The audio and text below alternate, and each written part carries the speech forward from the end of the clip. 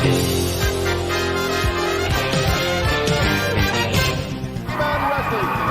wrestling the way it used to be, and the way you like it. Well, I'm not a joke anymore, man. You want to get that ring Now, Texas is up top of Bradley. Who you lying up in front of me? And you talk about a story. Look. I got a hit. I'm going to cross the back of the head.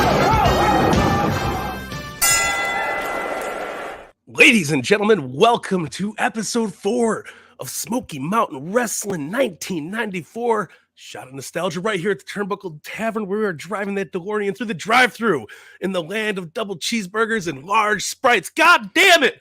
I'm good old Mike Belcaster, as always, and joining me is my two merry men.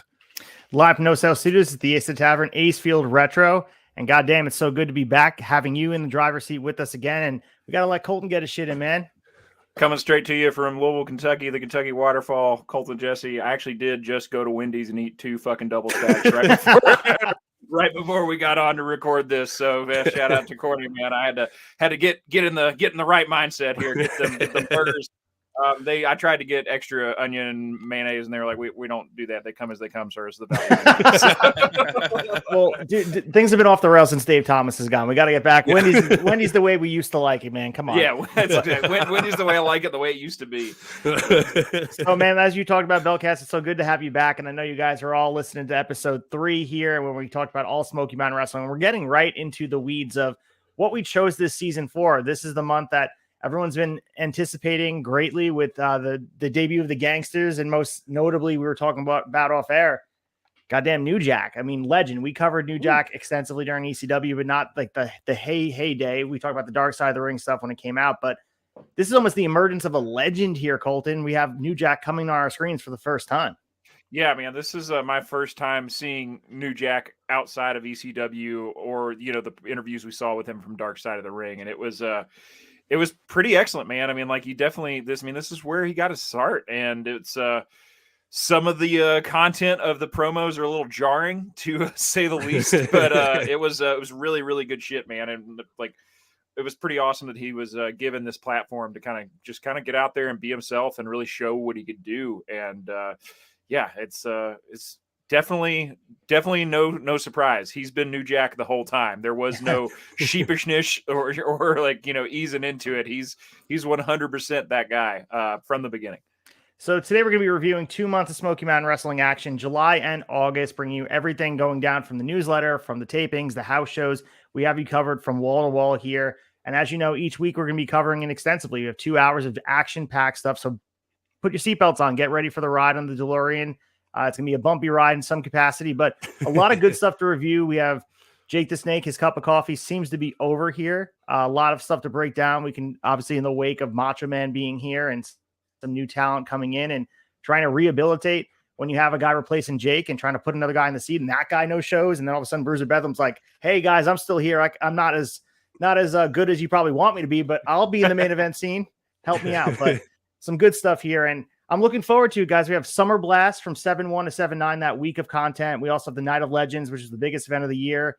Fire on the Mountain on 8/6, the Battle of Beckley. Man, this was a crazy amount of content. Probably the most jam-packed Belcaster that we've had all the episodes so far. Yeah, man. No, this is a Scooby-Doo sandwich of pro wrestling, man. is legendary, but some really, really great angles being shot, some awesome shit going down. Yeah, man. I'm so pumped as always, man, to go through the summer of greatness here at Smoky Mountain Wrestling. With that being said, let's get to the happy hour and talk with Dave Meltzer. What's going on in July of 1994?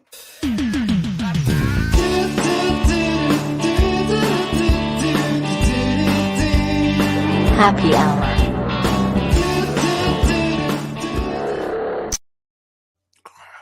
All right. Independence Day, the birth date of America, July 4th, 1994. And we have a newsletter dropping. Dave Meltzer on the beach somewhere typing up on his typewriter, getting all the news pro wrestling for you. And we're talking about what's going on in the world of Smoky Mountain Wrestling specifically. We have Bob Orton and Dick Slater returning to reform their tag team, which was the hottest team in the area in the late 70s, doing the August major shows. He also talks about Bob Armstrong and Tracy Smothers being a big focal point of this Night of Legends card. But Belcaster, we talked about it last week, the disappearance of some top level teams. They're trying to replace teams, and obviously the Thrill Seekers are new to the territory. But bringing back Bob Orton and Dick Slater, like, we know 94 is 94. It's a long time ago, but a team that was popular in the 70s, digging back into that bag of tricks, it kind of shows a little bit of the desperation side to rebuild that tag division. Yeah, that would be like if AEW brought back like the Headbangers if they were going through something, man. But listen, I mean, Bob Orton, a name. They're trying to establish some kind of form in the tag team division outside of the Thrill Seekers because they're fresh blood now. But yeah, man, I think it's a desperation plea, but it's also a move in, trying to keep the division alive. And you got to love at least the try for that. Yeah, and that 8-5 Night of Legends show is shaping up to be what they want to be the biggest show of the year. And it's stipulation driven all across the board. We have a match, a coward waves the white flag. We also have a snake pit match, allegedly, even though Jake Roberts isn't going to be there. But we also have cage matches, hair versus hair matches. Colton, what do you take from this with all the stipulations? We mentioned in the last couple episodes, stipulations are what driving people getting in the door. But is there a delicate balance of having too many stipulations where they start to lose their meaning? Yeah, I definitely think so. And I mean, this is classic Jim Cornette, Smoky Mountain Wrestling booking, man. It's all about the stipulations, and the only problem is some of these stipulations, especially involve any sort of physical transformation to one or the other party. Doesn't ever seem to kind of deliver on. So I think Corny starts booking himself into a corner a little bit here with all these stipulations and not always able to deliver on them, man. I mean, this talking about this snake pit match. I mean, yeah, we know that ultimately it didn't go off because Jake no-showed some shows in this era. But when I first read this, they were going to put Dirty White Boy and Jake in a cage with a fucking cobra. They were just gonna, it's one thing to have Jake pull a cobra out of a bag and have it bite Macho Man, but to just leave, like, let a snake go loose in a cage, like for maybe a 20 or 30 minute match. That's a pretty wild stipulation. It's funny that you mentioned that because RJ City just dropped an interview. I think it probably drops by the time you're listening to this, guys, with Jake the Snake Roberts. And first and foremost, Jake Roberts looks happy. He looks happy. He looks healthy. He looks like he's in a good spot.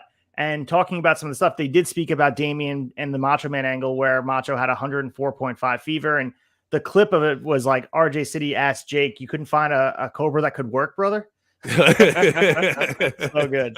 But speaking of Jake Roberts, and July 11th, it kind of paints him in a bad light here where he no-showed the first 3 shows of the tour, which he was scheduled to headline in cage matches against Dirty White Boy for the Smoky Mountain Wrestling Championship on 7-1 in Knoxville, which drew a disappointing crowd of 700. Considered that a cage match, and the Funks were brought in to work underneath. Roberts apparently left word that he'd arrive around 9:30 p.m. They stalled the show, and he never arrived. So they reconstructed it. So before we get into substitutions and moving pieces around, Cornette Belcaster was willing to kind of piece it together and work around his schedule. Jake Roberts is a big star, be it a fleeting one, but they were willing to make accommodations for a guy that was just not in a good mental spot at this time. No, it's crazy. I mean, you work independent wrestling. I've worked independent wrestling. You know how stressful waiting for a talent to get to the venue at 9:30 p.m. would be for any show. Like it would be chaotic as hell. The fact that they wiggled this around for Jake Roberts and for him to no show, man. I mean, that's gotta not only be like super stressful, but I mean, that's gotta really take the wind out of your sail. Like you can't be feeling too hot going into that main event with all this chaos going on. It's insane. So they went a whole bunch of different routes trying to reconstruct this card, of course, where people were there. A lot of them were there to see Jake Roberts, and they were ultimately going to be disappointed because we had a substitution of Bruiser Bedlam, who had early in the show lost a dock fight to Tracy Smothers in the cage against White Boy, with White Boy going over. Roberts left no word. Then he also missed the Barberville, Kentucky show on 7-2, which drew 850 fans. And then Roberts also wasn't there for the remainder of that little swing there. Waited 4 days for them to kind of get word of what the reason was. Cornette said, if your story is true, I'd be okay with it, but I'm pretty hot about because you waited to tell us. They were even close to his hometown there in Stone Mountain. And he said, apparently this is no cell phones, guys. So we had Roberts telling them, if they want me, I'll be there. Smoky Mountain officials, Jim Cornette specifically said, we want you there. Robert said, all right, I'm coming. Then he still never showed up. So now we're here with, a difficult decision to make. He's our champion, Colton, and we have to figure out a way. without cameras, without other ways of doing it, to get the goddamn title off him. Because that's the other important piece that's missing from this. He has your championship belt. Yeah, it's like not only are you in a tight spot with having to book Jake out of the championship, but you're also kind of strapped for talent right now because you've lost some of your best talent getting cherry picked to go do the big show up in New York for WWF. So yeah, man, I'm talking about sweating bullets and waiting on talent to show, man. I've had that situation working in music venues where a artist gets held up or, decides that they're going to be pretty late for a show. It's very stressful. And I couldn't imagine having to be the guy holding the bag with 850 working class rednecks, excited to see Jake the Snake and having to call an audible there and stalling a show. I mean, just really talking about really ruining the pace of a night. It's yeah, man, Cornette's in a tough spot. I can't imagine he was sleeping very well at this point in time. Yeah, there's some other stuff going on too, which we'll get into in the newsletter with him being stressed about this build up to Night of Legends. But the excuse that Roberts gave Cornette and Smoky Mountain officials was there was a difficult time in his wife's pregnancy. Cornette said that's understandable, but you contacted us 3 days later and we had to rearrange not one show, but 4 of them in the wake of you not making this decision. And apparently, we just had to just move on from it. And White Boy came out with the Smoky Mountain Wrestling Championship on the 7-5 television tapings. He just said, I beat Jake Roberts this past week in a fictitious match to gain revenge for his wife, who Roberts DDT'd. And that was all that was mentioned about Jake. So, I mean, there's different ways of doing this where you can just strip him of the title. You can do a tournament or whatever you want to do. They went the route, Belcaster, where they just pretended the match happened. I guess you have the benefit of you don't have a nationwide audience that's viewing your product. There's a lot of house shows that happen under doors that a lot of people don't see. You can pretend it happened, and maybe some people truly believed it happened. Match never happened, but Dirty White Boy's our champion again. Yeah, no, I don't think it's that wild of a move. I think it was actually a smart move on their half. I think Corny is saving face with Roberts, trying to keep, a straight story with it without, tarnishing either one's personality, dragging them across the mud, as Cornette would like to say. But yeah, man, I think it was not the worst idea in the world, and now they have a way to kind of get the story. But I think stripping him of the title might have painted him in a bad light or made it look, especially with going into the big show, you don't want to have that kind of vibe coming out of, you know what I mean? Like, you don't want to be going into your big hoorah with a dim storyline going towards that shit. Yeah, and especially like he had to get revenge over the DDT on Dirty White Girl. Like that was the other piece of the story. And, I think at this point you could take advantage of the naivety of some of the fan base where some of the kayfabe was still very much in existence. And you also have people that, like I said before, didn't have access to the product and they show up to the show and probably just say, all right, that probably happened in the town over there. I just wasn't there. Yeah. So absence over there. But apparently the White Boy was always planning on taking the title. And the cup of coffee for Jake Roberts, he was supposed to end his stint in Smoky Mountain Wrestling on 8-5. And he didn't last more than just not even a month. So, we're here picking up the pieces. But White Boy was always the guy. They just jump shot him back with the title again, Colton. And here we are. I think the most unfortunate part about the way it played out is like there was a good story to tell there, getting that belt back on Dirty White Boy and, showing the heat between that feud of him getting revenge for the way that Jake did his wife. And, like you said, we just, we assume it happened somewhere in Loudon, Tennessee or Barberville or Warrenville, North Carolina, somewhere we weren't at. It just seems like, the way that they've booked their storylines previously, they probably could have got a solid 3 or 4 weeks out of that storyline had Jake been present to actually do the shows. So. Yeah. And then that's pretty much what we hear about Jake. And I know if you listen to the Snake Pit podcast, Jake is pretty regretful about how this all went down, but it talks about his relationship with Jim Cornette being one that's a decent one. They went to work WWF again later on where Jake was there in the later years. I think 96, Cornette was there as well. There was no worse for the wear. And I think part of what we're seeing thematically throughout the rest of the newsletter, and we're going to talk about it again, when a guy is leaving for greener pastures, Cornette really holds no ill will. He understands kind of his role in this ecosystem of pro wrestling. We saw Paul Heyman have a different approach where he buried them on screen, where Malenko and Benoit and Eddie kind of got a different treatment. But when another guy would kind of burn him, even Sabu, who was a lifer for ECW, he went on. And I understand Sabu no-showed, so that's a different story. But people handle it differently, and it's got to be frustrating when you're building up stars and they're leaving. Like, the goal is always to build new stars, get attractions here. ECW was going against the same tide, and like we talked about week after week, Smoky Mountain Wrestling and ECW had a lot more in common than they probably even realized, than anybody realized, because they're two diametrically different styles of wrestling, but they were still being feeders for these bigger companies that they were just hemorrhaging talent. As soon as someone would get over, then they're gone. Like, by the time Jericho and Storm get over, they're gone because someone sees them. And that's kind of the problem with these smaller promotions during this time. All right. So we got the debut of New Jack and Mustafa from North Georgia Wrestling. They debuted on the 7-5 tapings as a heel tag team called the Gangsters. And Meltzer says they are going to get a strong push. And Colton, strong push they are going to get. And I think identifying, of course, the audience of Smoky Mountain Wrestling, they're ripe for the picking to get this heat. And it's not even cheap heat. It's authentic heat. And New Jack, the charisma that's like falling off his body. This dude is just charisma personified. He just took it and ran with it. And from the jump, these guys are one of the biggest acts in all of Smoky Mountain Wrestling.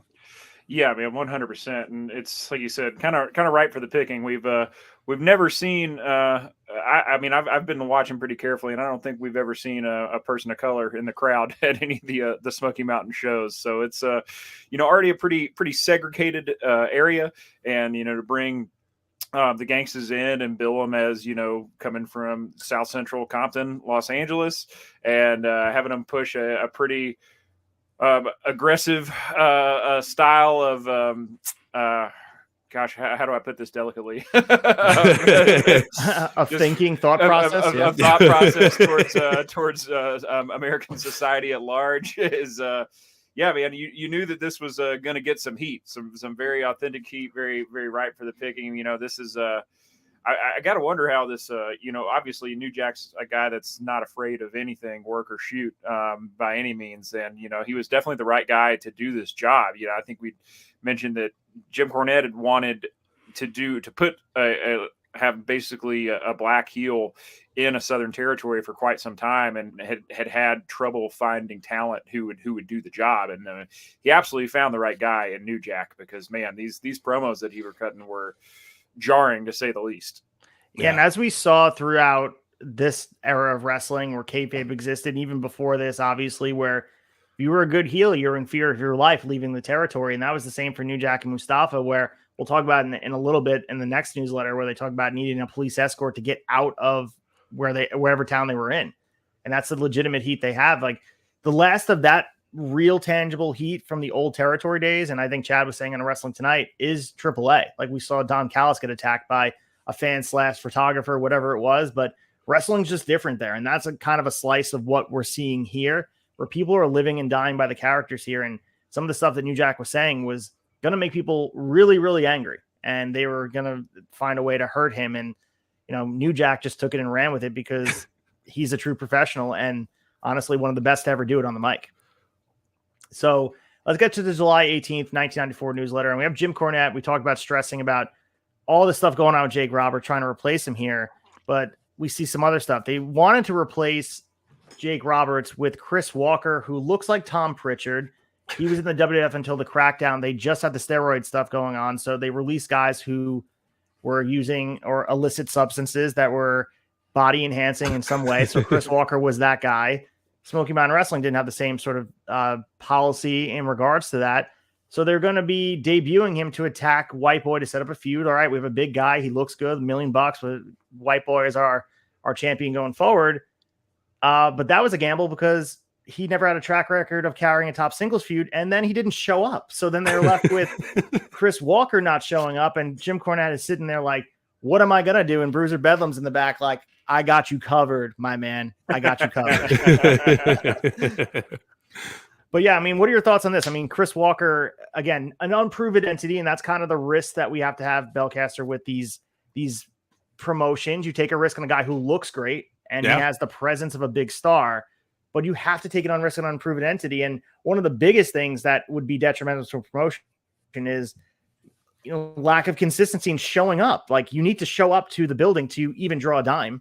No, absolutely. I mean, 90% of the job is showing up. You gotta get there to do the work, man. But Listen, I think it was wishful thinking, but it's good that he's got a backup plan with Bedlam. I think it's going to be great, but it's fucking you can't throw all your eggs in one basket, man. You know that, especially in the world of pro wrestling. So they tried one more time to get Jake Roberts back out to Johnson City for a cage match against White Boy on 7-9. He no-showed that again, and that pretty much looks, according to Meltzer, that looks to be it for him in Smoky Mountain at large. He said Johnson City was a pretty hot crowd, partially due to Roberts no-showing, because they had a great main event. At the show, they announced that White Boy had won the title earlier in the week and that Roberts no-showed, either for, quote, transportation problems or out of fear. So they went the route that Paul Heyman kind of went with Sabu, and we covered it extensively in season 2 of Shot Nostalgia, season 2 of Shot Nostalgia, where we talked about ECW 1995. And I guess you can make the most out of it, like take the heat out of it. Yeah, he was scared of Dirty White Boy. Not that anyone bought that, Colton, but they're trying their best to get some sort of rub for their champion with the big star that they were paying a decent sum of money to come in and do business. Right. I mean, I think it was nice that, they didn't totally just drag Jake through the mud. I mean, Jake obviously is going through a difficult time in his life with substance issues. I mean, he's been very upfront about that when looking back and talking about this period in his career. But yeah, I mean, you gotta say something, man. And I mean, I think that, White Boy, what else is there for him to say? It makes him look strong coming off basically saying Jake Roberts is scared of him. But yeah, just super unfortunate is the way it went down, because like I said earlier, I think there was a lot more story to tell between these guys. And man, yeah, just bless Corny's heart here, man. You Bruiser Bedlam's your backup to your backup. You got a no-name guy coming in who basically has done some spots, I think, in Europe as a Ultimate Warrior ripoff, and then he doesn't even bother to show up in the door. But I mean, props to Bruiser Bedlam for being there and making every town and being there for every show. Yeah, I mean, the other thing is they really had no plan for the main event, and I guess they kept on trying to get Jake there, but they brought all the heels out for a barometer to see who they reacted to, and they brought out Chris Candido, who got the biggest reaction. They wanted putting them in the match, and as Meltzer said, it wound up being a great match. I mean, Chris Candido did a spot off the top of the cage, a la Jimmy Snuka, missing the splash, though, and I think the hot cage match and the quality of the match was much better because, as we know, we've talked about Jake Roberts kind of has a gut here. He's moving around slowly. He's not the same guy we've known, but star power is star power. And Jake Roberts at the time was still a very big star that was only 2 years removed from some of the biggest programs that have ever happened in pro wrestling. So, I give them some credit, as you mentioned, he continues to hold out hope. And I guess it's we might as well book him again because maybe there's someone's coming to the arena. Even if he lets them down again, it's on him. It's not really on us, Belcaster. Yeah, no, it's insane, man. I mean, Jake's starting to build his track record here. And I mean, a little bit previously, but not as bad. But going forward, I mean, there's a hopefulness that you can get the talent. And like you said, worst case scenario, the fans are going to take it out on Jake Roberts. They're not going to take it out on Smoky Mountain. But I mean, all this explains Cornette's stress eating and bad. So I mean, I feel bad for Corny, man, but listen, they're doing the best they can, and I mean that's you got to give an A for effort. So as Colton mentioned, we had the Gangsters debuting Sheik Mustafa Saeed and New Jack, billed from South Central Los Angeles. We do know that they're actually from North Georgia Wrestling, doing what Meltzer calls a heavy black angle based with racist undertones. He said they went as far as they could with it. And then further than that, to the point of saying congrats to OJ, because now there are 2 less to get rid of, and putting on, just racist undertones, and wants to get the heat from the white crowd, and that they got heat. And Meltzer says, let's just say the reaction has ranged from one end of the spectrum to the other. If a major promotion attempted to do this in a city of any size, they'd be either apologizing for it within a few weeks or be off of TV altogether. So, as I mentioned before, Meltzer does confirm it here. The 2 needed a police escort out of town after the tapings. Meltzer says they have great ring entrance, and New Jack is strong on interviews, and the 2 have improved to being so-so in the ring. And Meltzer continues and confirms what we said before. Expect Cornette, who has been looking for a long-time push for a black heel to a virtually all-white, and he believes, quote, a borderline KKK-like audience to give these guys a major push. The only reason it hasn't happened yet is because he hasn't found a heel that would do it or be willing to take the heat for it. So the initial, and we'll talk about the Gangsters, to me, this is one of the reasons we chose this season, the birth of the Gangsters and really the legend of New Jack. But I think Meltzer nails it here. And I think Cornette, having his finger on the pulse of his audience, identifies what would get heat. But I think he's presenting New Jack in a really good light, giving him freedom, because it's a very slippery slope here where you could really put New Jack in a bad light and you would be presenting him a certain way. But I think this was so driven on New Jack's creativity where he went out there and said what he wanted to do. And it's almost the perfect storm because they didn't have this overhead of these sponsors and everyone behind it. And we're going to talk about it in a second. WWF being involved in this is an issue for them, but they start putting the disclaimers up that we're not co-signing anything they say. And this is when it benefits them for being a smaller promotion because they can get away with a lot, similar to ECW. Yeah, I mean, they can kind of do whatever they want here. And, I think Dave hit it on the head, except for, I don't know, I think just generalizing that the entire crowd are maybe once removed from being a KKK member might be going a little bit far. But I mean, he's running towns that are historically predominantly white populations. And, it's no secret to anybody in that, racial tensions in the South are higher than they are in most parts of the rest of the country. And yeah, it's a pretty bold move to run this angle here. I mean, it's absolutely going to get heat. And I mean, just the fact that New Jack is turning it up to 11 and then breaking the knob off is really, really getting after it, man. I mean, it's, it was pretty incredible stuff. I mean, you could tell though that, Cornette, I don't think Cornette gave New Jack a script. He told New Jack what he wanted and had New Jack wouldn't have gone out there and done anything that he was uncomfortable doing. He's not that kind of guy. So, I mean, he owned this role 100%, and the purpose and the what they were going for, I think they got it 100% and then some. And there's some interviews, and there's a great sit down. I think it's a Jim Cornette shoot interview where it's at an autograph signing, and New Jack barges in unseen, and the two of them are sitting next to each other, and they give each other a big hug. You'd see their relationship probably was strained at one time, but I think at this point, right before New Jack has unfortunately passed away, they were cool, and I think they both made a lot of money together. And they were talking about we talked about in general, like the faces selling merchandise. And Tracy Smothers said he sold an all-time high of the Confederate flags that he was selling on his merch table based on the heel act of New Jack, and New Jack was getting a cut from this. I think they had said this during the New Jack Dark Side of the Ring, where he was getting a cut of the merchandise because of how much money they were making because of the heat that they were inferring. And, that's it. It's just an amazing kind of ecosystem that gets created because New Jack creates a buzz that Smoky Mountain Wrestling has never seen before. It's good business, man. It's crazy. Risky business. Risky business. But good business. Yeah. Yeah, man. High risk, high reward. They were a team of the times, like you can't recreate that in any other generation. And I think that like this is why New Jack's career took off so well, is how good his heel work was here. And like, I mean, how many times do you get a police escort out of a U.S. town, and ever. So I kudos to New Jack for playing it up so well, and it's brilliantly done in the most chaotic way. I love it. So we go to the August 8th, 1994 newsletter, and Meltzer says Smoky Mountain Wrestling, which has been struggling of late at the box office, is expected to break its all-time record attendance and gate for the 8-5 Night of Legends in Knoxville show.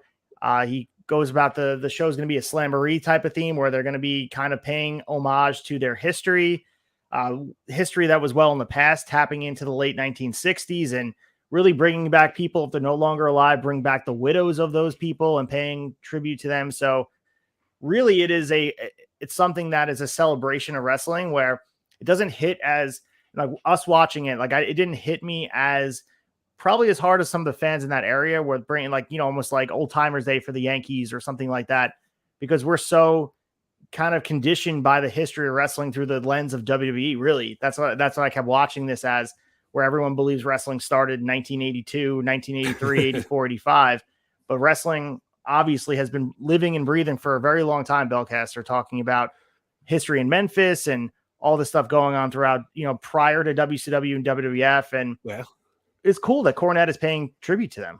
Yeah, no, and very groundbreaking. I mean, we see this a lot more throughout the years afterwards, but I mean, this is a big deal, and it's cool to see him given respect outside of the WWE bubble, like you said. I mean, it's like history books don't tell all the stories, so it's good to see somebody representing that era, and who better than Cornette? I mean, we've seen he's a goddamn encyclopedia for pro wrestling, so it's really awesome and really well done. Yeah, and this is also coinciding with the fan week, but we got the numbers on how many fans are there. It's 50 fans, predominantly readers of this publication, meaning the Wrestling Observer newsletter. They'll be attending and traveling the circuit and having meetings set up with the wrestlers. Since it's such a small, intimate group, they're able to kind of just cater to around this small group of people. And that what a personal experience. I would love to hear someone like of the fandom of Smoky Mountain Wrestling that got to do that, because Colton, like, what an experience, especially with not only the names currently that are in town working all the shows, but we have people that are in town that are just legends of wrestling, from, Ron Wright, who we've seen bits and pieces here. The Funks are in town. Bob Armstrong, who's in town. Man, it's awesome to see.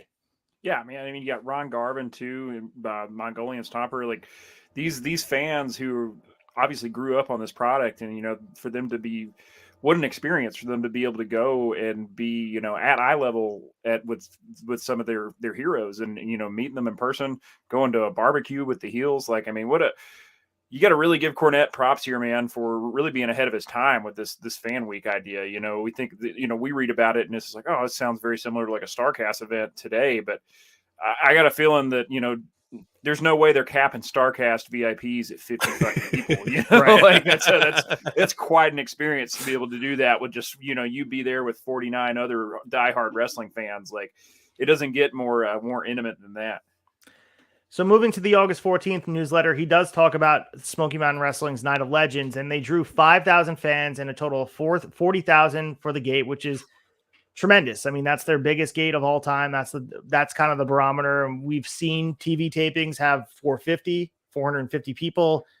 5,000's on the large scale. And Meltzer says this is hyping the show. Basically, television virtually all summer long paid off in big ways.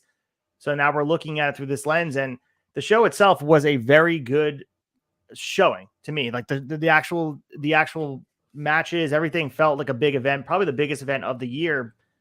But I'm just curious what your thoughts were. Did you feel like it had a different atmosphere that wasn't the same as our normal shows, Belcast? Or do you feel like it was like, did it feel like their WrestleMania, for lack of a better term? Oh, absolutely. I mean, especially coming from those 300, people crowds in the gymnasium. I mean, 5,000 fans. This is Wembley, man, for fucking Jim Cornette and Smoky Mountain, and it showed. It felt like it, like you were saying during the matches and stuff like that. I mean, the crowd participation. You felt the energy in that venue, which is just great, man. And a fucking awesome turnaround.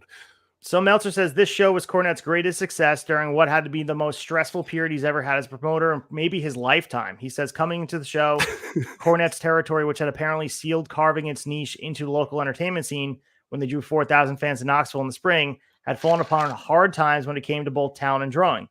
So he talks about the alliance between WWF and Smoky Mountain Wrestling, putting money in Cornette's and the promotion's pocket, but it also exposed his manager character in a comedic way, not conducive to helping his role as one of the getters in his own territory. So that is something we really didn't consider, because Cornette's perception on WWF television, even after this, like when we see him managing Yokozuna and he's doing the stuff on his end, even in 98, he's viewed a certain type of way. He's not viewed as the same strategic mind behind all the bigger picture that Smoky Mountain Wrestling presents him as. And Colin, we didn't consider that being a downfall, where WWF would never made him look the same way that Smoky Mountain Wrestling fans. And I think it was starting to bleed into his character on screen here. And I think that was a downfall that maybe they didn't consider. Yeah, I think it was definitely an unintended consequence of, getting, because I mean, it's good. Like we mentioned earlier, Jim Cornette's not holding a grudge against any of this talent that are moving on to bigger and better things. Like I said, it would be, some promoters would bury these guys, but, obviously Cornette's, going to treat them the way that, he would treat himself in this situation. He's getting the opportunity to go work with WWF in a manager role. That's a big thing and a big move for his career. But you're right. His presentation he's much more of a goof in WWF programming, whereas in Smoky Mountain, like, he is this bad dude. Like, he is, he's a rich boy. He's, walks around with wads of cash in his pocket, greasing palms to get whatever he wants done whenever by anybody. And yeah, I mean, it just kind of, I think it takes a little bit of the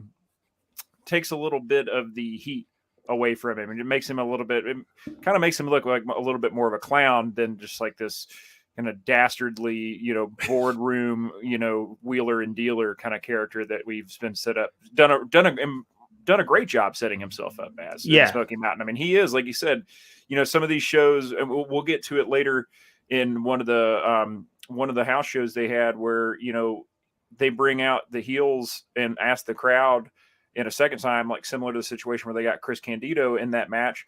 There was a time that Corny was selected to be the opponent in a cage match because he was the number one heat getter in his own territory. So, yeah, I mean, good things in the long run, but timing was just kind of poor. And like I said, I think it was probably an unintended consequence and definitely not what Smoky Mountain Wrestling needed. Yeah, and the other damaging thing was WWF starting to cherry pick their talent because they're working collaboratively with them. They're seeing how they do things on a daily basis. And we see guys like the Heavenly Bodies, they're gone. And most recently, Brian Lee, he's gone. He's going to be fake Undertaker, and they're going to take him on. And Meltzer does say, and we were talking about before, he says it's admirable and almost accepting reality that Cornette appears to have little problem with wrestlers who leave his employment for greener pastures. But he also says, however, this was the one who started the company and developed new acts. If they got too much exposure in WWF or WCW saw them, then he didn't inevitably lose them. So that's like this give and take of having this relationship with a bigger promotion. And that's why when we look at like Impact Wrestling, for example, having this relationship with New Japan and having a relationship with AEW, everyone looks at Impact Wrestling as a smaller promotion. Although it's quality TV, everyone enjoys what they're watching. When someone leaves their greener pastures, everyone says, like, of course they did. And I think that's kind of how Cornette's viewing Smoky Mountain Wrestling. And what people don't consider is like Nick Aldis coming in for a cup of coffee and then leaving, or a guy like Eric Young leaving, or maybe eventually down the line, someone has interest in Josh Alexander leaving. That hurts them tremendously when really you can't blame them for wanting to go, but it's like, it's kind of how things work here, where Cornette's left picking up the pieces of trying to figure out who's going to fall in that spot of Brian Lee, who's a guy who former world champion, one of the main event guys. It's like losing one of your pillars. Yeah, I mean, we've seen it in ECW aplenty, so it's very comparable. Obviously, but it's tough to fill those gaps on such a short notice. It's tough to, have that backup plan because you never know who's going to take off and when they're going to be called up. Like it's, we've seen the problem with NXT, where NXT blows up so big, and then the good talent starts going over to the main roster. They're not utilizing them the same, and then like NXT falls to the wayside. So very in comparison to it. So we also had a big story in here that we're talking about new talent, and this was just thrown in there, and it's kind of apropos because of the tweet that Lance Storm dropped the other day. And Chris Jericho, prior to the Night of Legends, was practicing his shooting star press, and he was just like practicing the ring, and apparently he landed weird on his arm, and they said he had broke his forearm, and they took him to the hospital, and they didn't want him to work.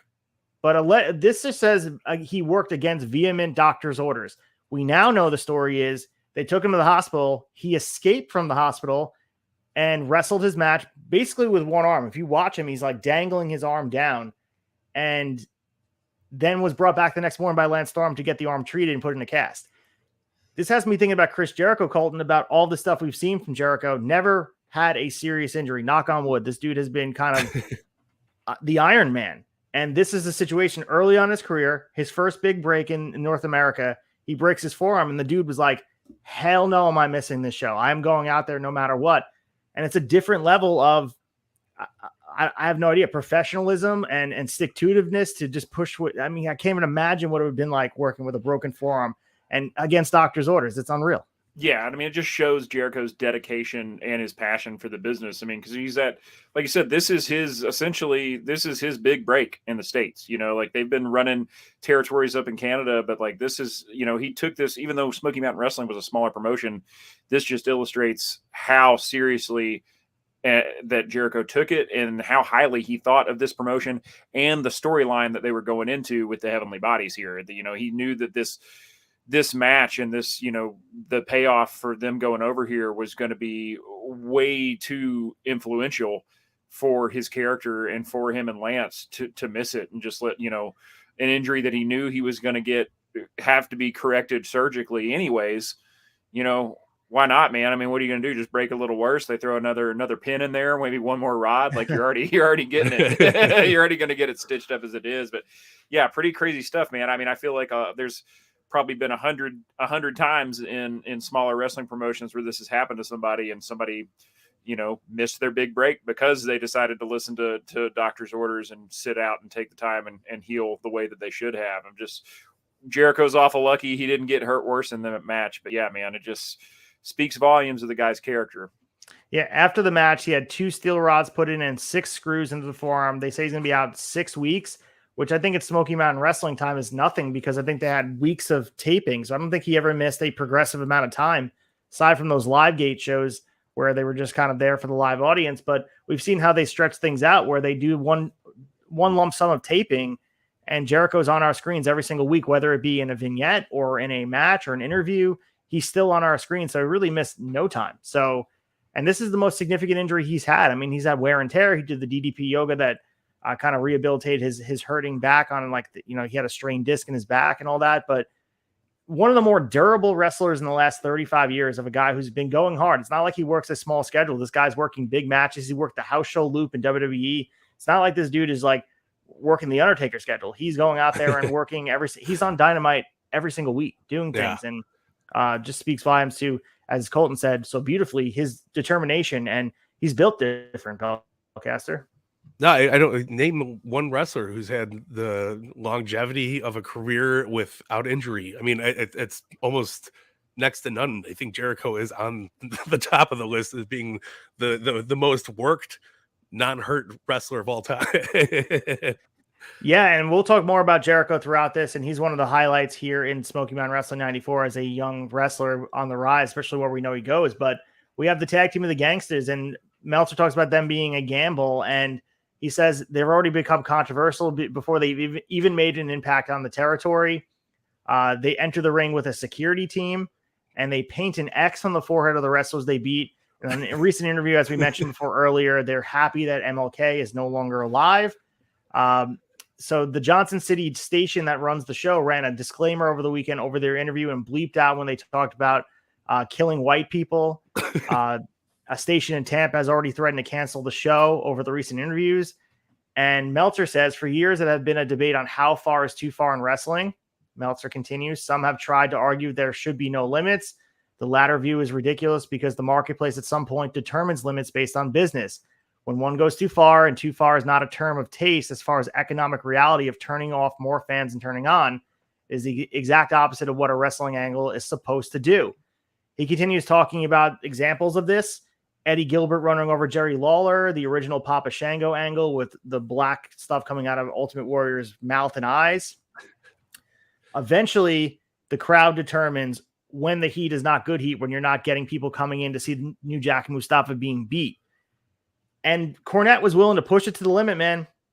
You said it before, Colton, turn the dial all the way to 11 and then break the whole goddamn thing off. This is what it is. And what a perfect breeding ground for this, because this is Smoky Mountain Wrestling, almost this controlled environment where, yeah, the stakes are high. Yes, they're going to lose, television, and they're going to lose certain sort of syndication across other places, like we're seeing with Tampa, Florida, and Johnson City. But I think the risk is well worth the reward that comes with it, because they have a lot to be said about drawing houses, because we saw how much they were struggling. Like, they needed to draw people. They need a heel they want to see their baby faces beat. Yeah, I mean, the timing of this could not have been better for Smoky Mountain Wrestling. I mean, like I said, they were really, through July and early August, they'd really been struggling with houses. I mean, this is definitely just this is the shot of adrenaline they needed to pick back up, because yes, is it you could argue that it's cheap heat because you're race baiting. You're playing on, you're playing on racial tensions, which is a danger. Meltzer talks about how far is too far. I'm not going to sit here and have the argument of is there a too far, but this is definitely knocking on the door of too far. Like, we're in the territory, if there is one, of going a little too far. But like you said, Cornette's been wanting to do this for a long time. He knew, he knows this area of the country very well. He knew that this would take off, and this would bring money. This was get butts and seats to have people come boo the Gangsters and see them get beat.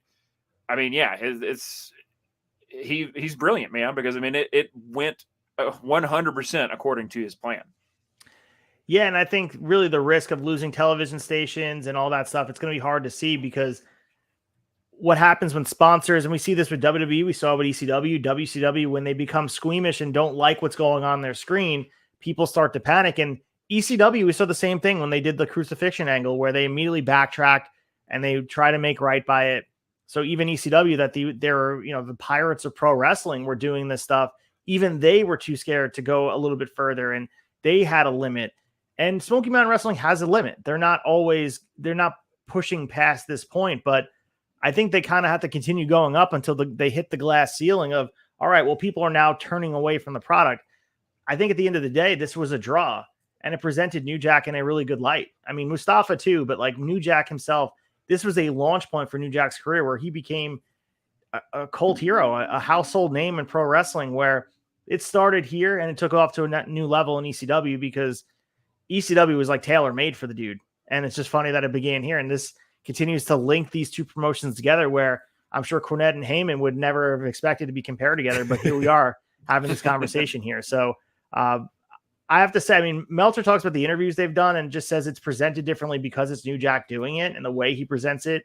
But just the disbelief and just everybody on their end, like, I think it was a good type of shock, where fans in the building that understand that wrestling is an act, we're playing along, but the ones that take it too far, that's when you know the heat is getting kind of insane. And Jerry Lawler speaks about it: when you're getting attacked by old ladies in the front row, you're doing something right. So we also continued about really just finally the day after his biggest success ever, his bait and switch tactics and major stipulation matches backfired during a Rock and Roll Express match versus Brian Lee and Chris Candido. This became sort of a real big talking point here, where they were promoting that it was Ricky Morton's hair or Tammy Fitch's hair being shaved bald, depending upon which who won the match. And the end result was one of the biggest gates ever in Johnson City, but neither losing any hair. So we'll talk about that in a second. But stipulations are a big deal, and following through on a stipulation is a bigger deal. We've seen WWE go back on stipulations. On AEW side, the Cody Rhodes thing sticks in my mind. Like, this is the first time that they didn't find a loophole in following stipulations. But Belcaster, I guess, speak to the importance of stipulations and why they need to be followed through on when they're expected to see a head shaved. They better get one. Yeah, no, absolutely. Listen, if they did the WrestleMania where Trump and Vince were going to get their head shaved and they didn't do it at the end of it, there would have been a revolution in the crowd. It's so important to give the people what they expect. You know, if you're going in there, Cornette's gonna, wrestle the cage match. If he's not in the cage match, you don't want to be there. It's not what you paid for. It's kind of baiting you and taking your money, right? So it's so important to follow through on any kind of circumstance like that. Especially a hair versus hair match, or you name it. If loser leaves town match, if the guy's back on TV next week, what the fuck was the point of the match? And so you got to have that follow through. People need to trust the promotion, man. All right, well, so let's break it down about this stuff on Fire in the Mountain, and we'll talk about the results. But this is kind of behind the scenes stuff. Cornette, we know that we've talked about it extensively, that the either or the stipulation matches, they are the biggest houses because people are expecting to see something in the moment. Who's getting their head shaved, who's leaving town, who's no longer going to be whatever. All those stipulations hold a lot of weight for this fan base. So Cornette right now, Meltzer says, has held the belief that if the heel loses the either or match, then the stipulation must be enforced. His belief has been if the face loses, since the fans really don't want to see the face leave town, or get embarrassed in some way, that the face gets screwed. You don't have to honor the stipulation because fans are happy it doesn't happen. So this kind of gets played out in real time, because we have a situation where there is some, shenanigans that go on. The either or title match. So the Gangsters do a run in when the ref's distracted. Saeed ran Morton's head into New Jack's head, and Candido pinned Morton to regain the titles. The crowd was shocked about the finish because now we're about to see Ricky Morton, guy who's like, he's known for his hair. I mean, Rock and Roll Express, it's about the hair, dude. So the fact that they were going to shave his head, that alone was shocking. And I think they were banking on, or Cornette was at least, that the fans didn't want to see Ricky Morton getting his head shaved. So that in lieu of that, Colton, they were like, all right, we will go back in the stipulation if the fans get what they want. But it was almost the exact reaction where fans were not happy. Yeah, I mean, we had people in the crowd chanting to shave his head. I mean, it's which is I wouldn't have expected, but I mean, yeah, man, you can't. And you know, Cornette's. This is not the first time he's promised in this year of Smoky Mountain Wrestling. This is not the first time that he has promised us on a stipulation and not delivered. I mean, I think back to the Bullet or Bob Armstrong match against. I'm having trouble remembering his opponent, but I want to say it was Brian Lee, where he lost. He had to unmask, and yeah, he unmasked, but it was just another mask. I mean, you're not getting what you paid for at this point, man. I mean, this is people's hard-earned money. Whether it be, Tammy Fitch going bald or Ricky Morton going bald, either one of those is going to be a hell of a spectacle. Two good heads of hair. Ricky Morton, one of the best mullets in history, man. I mean, I mean, I understand why he wouldn't. I personally have no interest in seeing Ricky Morton bald. It sounds horrifying, but I understand why people were hot here, man. And I feel like there should be maybe like a tier system of gimmick matches or stipulation matches where it's like, sure, loser leaves town. We all know, how many loser leaves towns or retirement matches do Ric Flair lose? Yeah. he's always coming back, but he goes off for a while because, you can play on that nostalgia. You can play on people's, excitement to have them return, but they go off TV for a little bit at least, like, don't ever book a hair match unless somebody is 100% ready to lose their hair and like going bald. Like, cause it's a cool thing to see, man. The first pay-per-view I was ever at in my life was Judgment Day. I think it was 2001 or 2002. And it was the Edge versus Kurt Angle hair versus hair match. My seats were right in front. They had a fucking barber chair set up right by the ramp. Like there was no avoiding it. And I mean, looking back, yeah, Kurt was balding, so this worked out great. It was time for him to make the switch anyways. But yeah, you get into dangerous territory with this type of stipulation, especially one that's got such a loser leaves town is just loser leaves town. But with a hair match, that's a stunning visual event that you're about to witness. And when you pull that off the table, that sucks. Yeah, and I think really what they were expecting was fans to be happy that Ricky Morton wasn't getting his head shaved, so they were going to do the bait and switch and have Chris Candido get his head shaved, but fans were just not happy because Chris Candido didn't lose the match. So they were just kind of revolting about it. So Morton and Gibson went to the back, brawled with Lee and Candido back in the ring. And then apparently the Cornette in the back was freaking out about the reaction, talking about having killed the town, which he, Meltzer says is an overstatement, although everyone pretty well accepted that what happened wasn't positive. Supposedly the original plan was to shave Candido bald, and Meltzer says, I'm not sure why that didn't happen. But apparently there was an issue with the shears that they've mentioned. There was an issue with the mechanical stuff going on, but Meltzer does use it as historical references. In Mexico, where hair versus hair matches are more prominent, wrestlers for years have told me stories about cities being killed when fans were screwed on hair versus hair results, or when they've shaved the heel ref's head after he screwed the face in a hair match, or how usually the result would be taking more than a year when the city got back on its feet.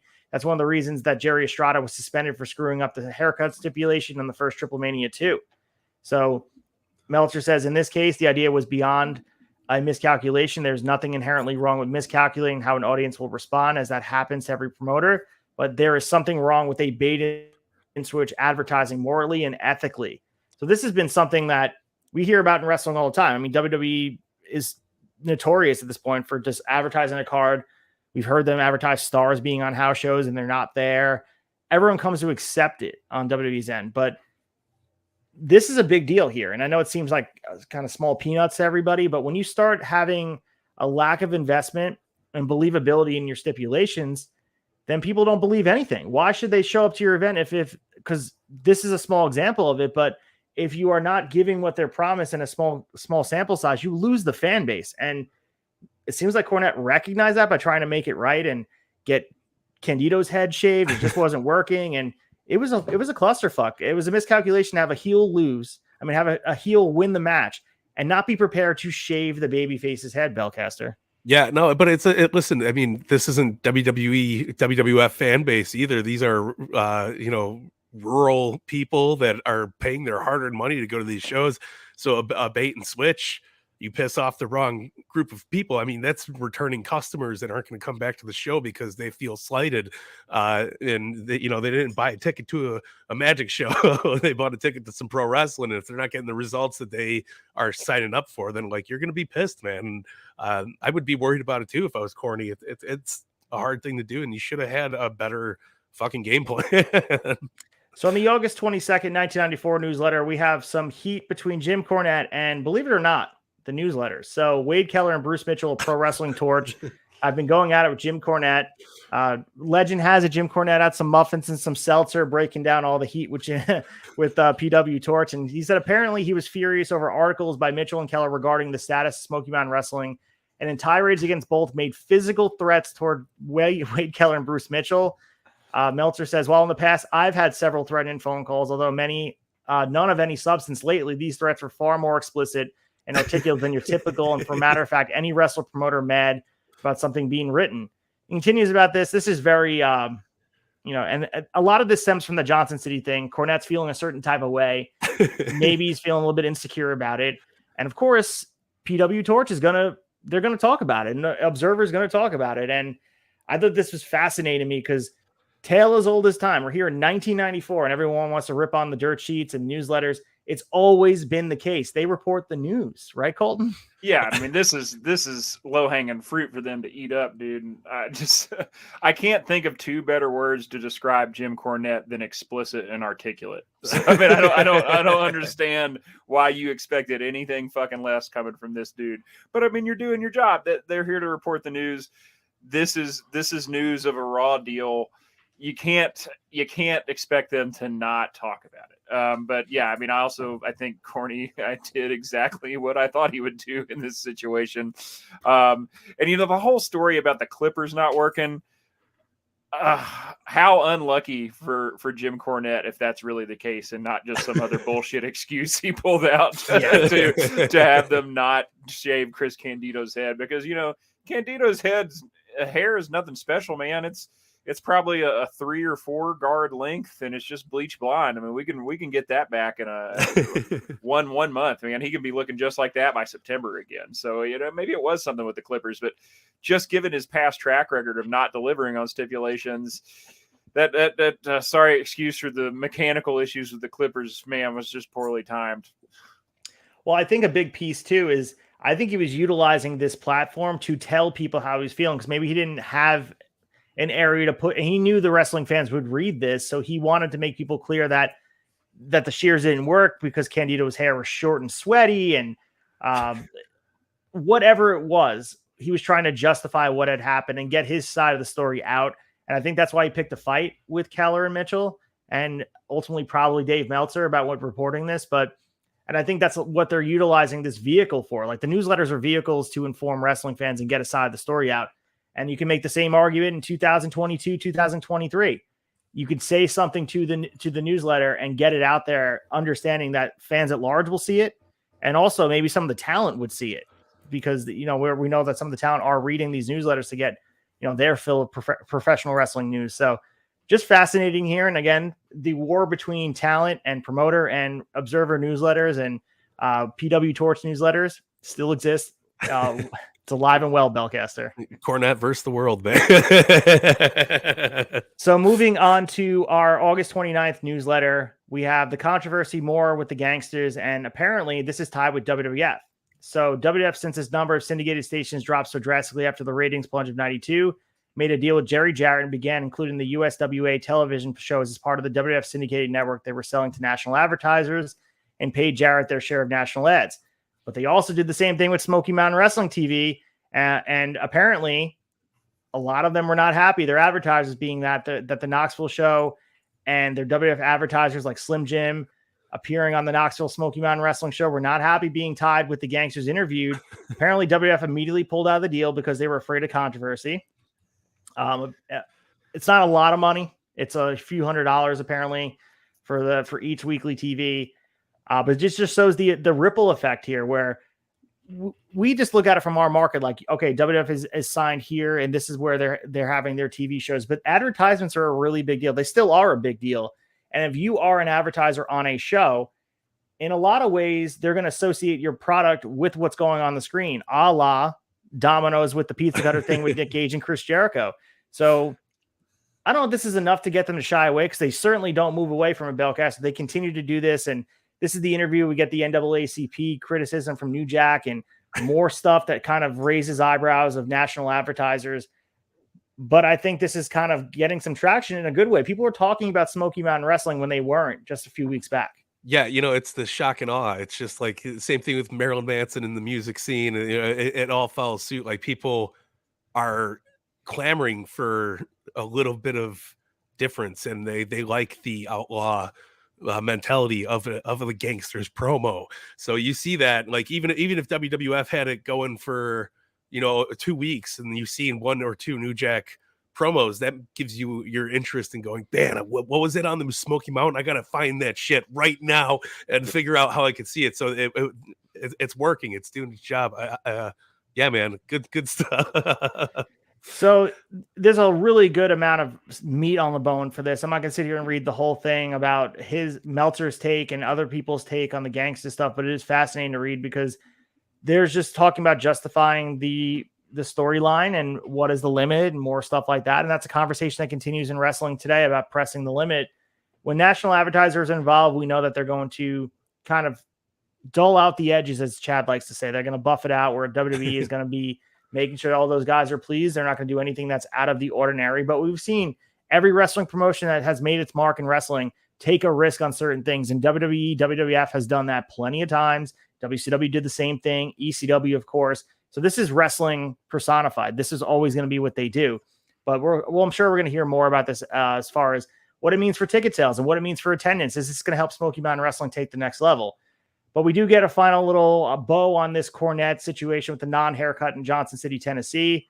He does kind of issue an apology and admit he was wrong here. So in this, quietly, he said that he realized the booking, the finish the way it was a mistake. He said that if the finish had come off the way he visualized it, that he believes the fans wouldn't have been as pissed off as they were. But the odds were against it coming off exactly how he visualized. So he says he believes he shouldn't have done it in the first place. And he says, quote, "It was one of the shittier moments in our history, but we'll get over it." So water under the bridge. And he's sticking by, apparently, that it isn't an issue with Chris Candido or Tammy not getting their haircut. It was simply the shears or clippers weren't working. So shears don't work well with wet hair, especially if it's short. 100%. Yeah. But the thing is also, we've seen in the past where they start shaving in the ring and then they take him in the back and they show highlights and they have him shave the next show. What their issue was that they didn't pay it off, even in a vignette. They could have done that on TV the next night once he was all dried off. But why is Candido the guy getting his head shaved? Because he's a dude who has short hair, as you mentioned before, will grow back in a week. So the shocking thing would be Ricky Morton or also Tammy. Either one would have kind of drawn more eyeballs to the screen. Yeah, I would have been, even if I was in attendance and they say the shears did work or Candido's head was a little drier and they shaved his head, I would still be about half hot over it, because I came to see a bald Tammy Fitch. Let's be real. 100%. That's what I paid money to see. I don't want to see Ricky Morton lose his hair. I want to see Tammy bald. And, I'm sure there are edits of it out there, fake, but I want to see the real thing, damn it. Well, shout out to Molly Holly, who got her head shaved on, WrestleMania 20. And we've seen that Victoria shaved her head, I believe. But we've seen them pay up on the hair stipulations. You mentioned the Kurt Angle and Edge thing, but also Vince in the Umaga versus Bobby Lashley match at WrestleMania 23. They're always, the hair match does draw. And it's huge in the local territories, and mask versus hair or hair versus hair, mask versus mask, all those things have a really big deal because the payoff in the immediate. So, when you're earning a title shot or you're earning something, it's so far in the future. The fans in the building, especially this local audience, they knew they were going to see something. And when you rob them of that, the writing's on the wall. They're going to be upset no matter who's not getting their head shaved. They want to see what was advertised. That's all they're asking for. Absolutely, man. You want to go home happy. Come on, damn it. So let's get into getting our fix. We're going to talk about all the things in July and August. We have a lot to break down here, mostly results of some of the events, but some great storytelling. But let's get our fix from all things Smoky Mountain Wrestling in July and August. Get your fix.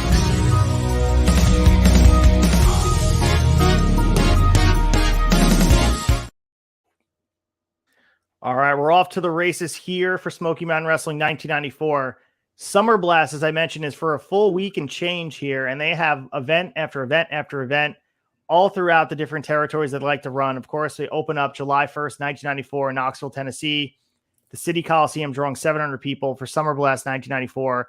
A good slew of matches here. Lots of stipulations. Chris Jericho and Lance Storm beat Well Done in a penalty box match. Rock and Roll Express and Bambi beat Brian Lee, Chris Candido, and Tammy Fitch via pinfall. Terry and Dory Funk beat Scott and Steve Armstrong. Tracy Smothers pinned Bruiser Bedlam in a dock fight match. And in the main event, Dirty White Boy pinned Bruiser Bedlam in a steel cage match. This is still in the territory, and it feels like light years ago that we were just talking about it. They were still kind of hoping that they would get Jake the Snake back in their good graces here, but not happening here. But I guess I'll read more results of Summer Blast. But Colin, what are your thoughts about them running these shows as far as like, I know we just covered it on Impact where they did this Australia tour. I think it was 3 shows in a row. What do you think the concept behind this, and what's the draw of doing a week-long summer tour throughout all the territories that are local? I mean, maybe just to try to, like we said, this is kind of a slow time for them. So maybe they're just hoping to do more events and try to sell more tickets and recoup a little money here. But I mean, it shows in the numbers, man. I mean, Knoxville, I know it's not the same venue, but I mean, they've drawn, as we talked about Night of Legends, they've drawn 5,000 people in Knoxville before. This is a 700 person crowd. I mean, it's down pretty low, and not for any reason with the card. I mean, it's a great card, man. I mean, you got Well Done, you got the Thrill Seekers, Rock and Roll Express, Chris Candido, both the Funks. I mean, we've been seeing more out of Scott and Steve Armstrong, which has been great. They're a great team. Yeah, I mean, I'm assuming they're just out here trying to run more dates and get, we talked last week about how the pay structure had changed a little bit and how, talent wasn't necessarily making as much as they were. So maybe working more shows is getting a little bit more money in the pockets of the talent too. Yeah, and we continue running some of the same matches. We had Well Done and Chris Jericho taking on each other. Another penalty box match the next night, July 2nd in Barberville, Kentucky, in front of 850 in the Knox Central High School. We also had another Rock and Roll Express and Bambi beating Brian Lee, Chris Candido, and Tammy Vitch in another 6-man tag match. We also had another Scott and Steve Armstrong against Terry and Dory Funk, but this time Scott and Steve Armstrong got the win via DQ.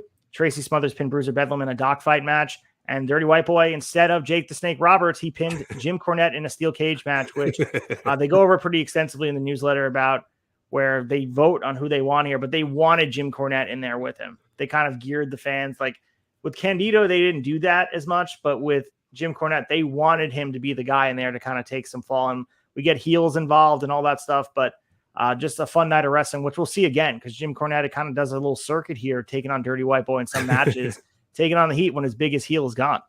Yeah, I love that though. It's like typical house show mentality, but like also get the guy out there with the most heat, and Cornette is always the heat magnet. So I would pay right now great money to see Cornette in any kind of a cage match. So it must have been going over good, man.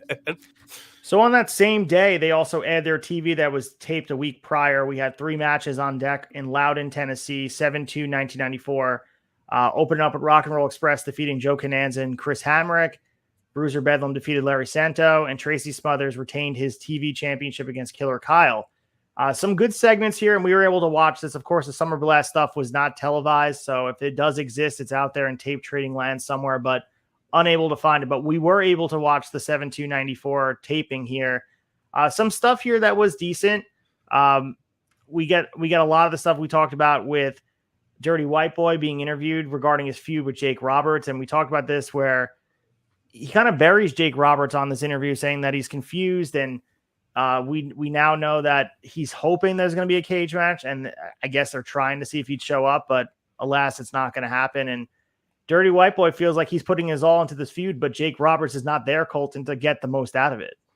Which, props to White Boy for doing that, because I mean, what other option does he have really at this point? And you're hoping and praying that he's going to show up. So don't backpedal on you putting your energy into this storyline. But yeah, man, this promo was good, and He's hyping up the cage match for Summer Blast and takes a shot at Kendo the Samurai, during during July, I think I heard commentary referred to him also as a ninja. Like poor Kendo just can't catch a break. Here, Dirty White Boy calls him his Japanese buddy, saying that he won't be able to help him escape. So yeah, man, like I said, props to White Boy for giving his all, no matter what, with the uncertainty going on around the storyline. So we continue with the July 3rd, 1994 in Marietta, Georgia, Cobb County Civic Center, drawing 445. We got some good matches here, most notably on the Summer Blast Tour, the debut of the Gangsters. New Jack and Sheik Mustafa beat Scott Studd and Lee Thomas 15-25 to win the North Georgia Tag Team Championship. So they put these titles on the line here. Not sure what this means about the relationship with the Georgia Championship Wrestling. Just interesting to see here. Scott Studd and Lee Thomas, not much on them either, but I guess it has some oomph into bringing the Gangstas in where they're champions of a different promotion. I know that doesn't have the same reverence today, Belcaster, when we see guys show up with belts, and some people look at it negatively. Yeah. They look at it and say like, oh, he just has a championship belt. But back then you show up with a championship belt, no matter what it was, they could have gifted it to you. It automatically means that you're the best of wherever you came from, right? Absolutely. But I mean, Georgia Championship Wrestling is, I'm sure it was a big deal back then too. So like that would be kind of like somebody like the Young Bucks showing up on Raw with the AEW titles for a local territory. So I would assume that was what they were trying to get off for the fan base, is like for them to be like, damn, these guys came in, they're champions, they're here to fuck shit up, man. So we have another penalty box match where they continue this. Jericho and Lance Storm, and well done. But this one went 20 minutes and 16 seconds. Woo. Jericho won a pinning Dunn. And the concept of the penalty box match where the referee would literally put a guy in a penalty box for breaking the rules. So it's an interesting concept, but to me, kind of, if you're going to do it every night, I'm sure they're sick of it, man. I'm looking at some of these matches too. Of course, we get another 6-man tag match here. Actually, it's a tag match with their partners in the corner. We had a combination of Ricky Morton and Bambi beat Chris Candido and Tammy. And then in the main event, we also had the Dirty White Boy pinning Bruiser Bedlam in a steel cage match. Only went 4 minutes and 27 seconds, but you got to look at this too. Like, I understand it's a house show and I understand they're working short, but Colton, dude, Dirty White Boy is doing a cage match every single night in the first week of July. That has to take some toll on your body. Yeah, definitely, man. And also it's going to take some toll on the setup crew and all of that cage, all these different towns, man. Right. Shit, that's brutal. Like usually you try to work a cage match in like once a month at most. So yeah, that's Dirty White Boy is the workhorse of this promotion though, man. I mean, he's there. I don't think it's by coincidence that he's spent so much time as their champion. I mean, he's obviously the company guy, for lack of a better term here. Is like he's always going to be there to give 100% and do what needs to be done. This is John Cena of Smoky Mountain, man. And as we continue to watch him grow throughout this promotion, how much trust and how much stock they put on him, and of course we talked about the downfall of this relationship with WWF, where they take and pillage some of the talent. They do take Dirty White Boy, but they want to give him the worst gimmick of all time. Yeah. As TL Hopper, as a plumber on our WWF screen. And again, we speak to Fed Brain or just being indoctrinated into the WWE fandom of just understanding wrestling from their perspective. When I saw him and I was like, oh, that looks like TL Hopper, and it wound up being TL Hopper, it took a lot for us to undo that of the presentation where he was a profession jobber on our screens. And it's just a shame to see the talent that this dude had, the passion, the promos. He was gifted and I'm sure the payday was much better, and I understand that, but Dirty White Boy could have done much more on our screens. He had much more talent to give on the New York side of things, and kind of sometimes you sacrifice creativity for a payday, and that's exactly what happened with Dirty White Boy. So moving on to Summer Blast on the July 4th in Paintsville, Kentucky. On July 4th, 450 fans showed up to celebrate Independence Day with them. Main evented by the Rock and Roll Express and Bambi beating Brian Lee, Chris Candido, and Tammy Fitch. They're really driving home this feud between Rock and Roll and Brian Lee and Chris Candido to the point where they're even teasing. There was one of the events, I think it was the TV event, where they're cutting some of Morton's hair off and they're kind of teasing it.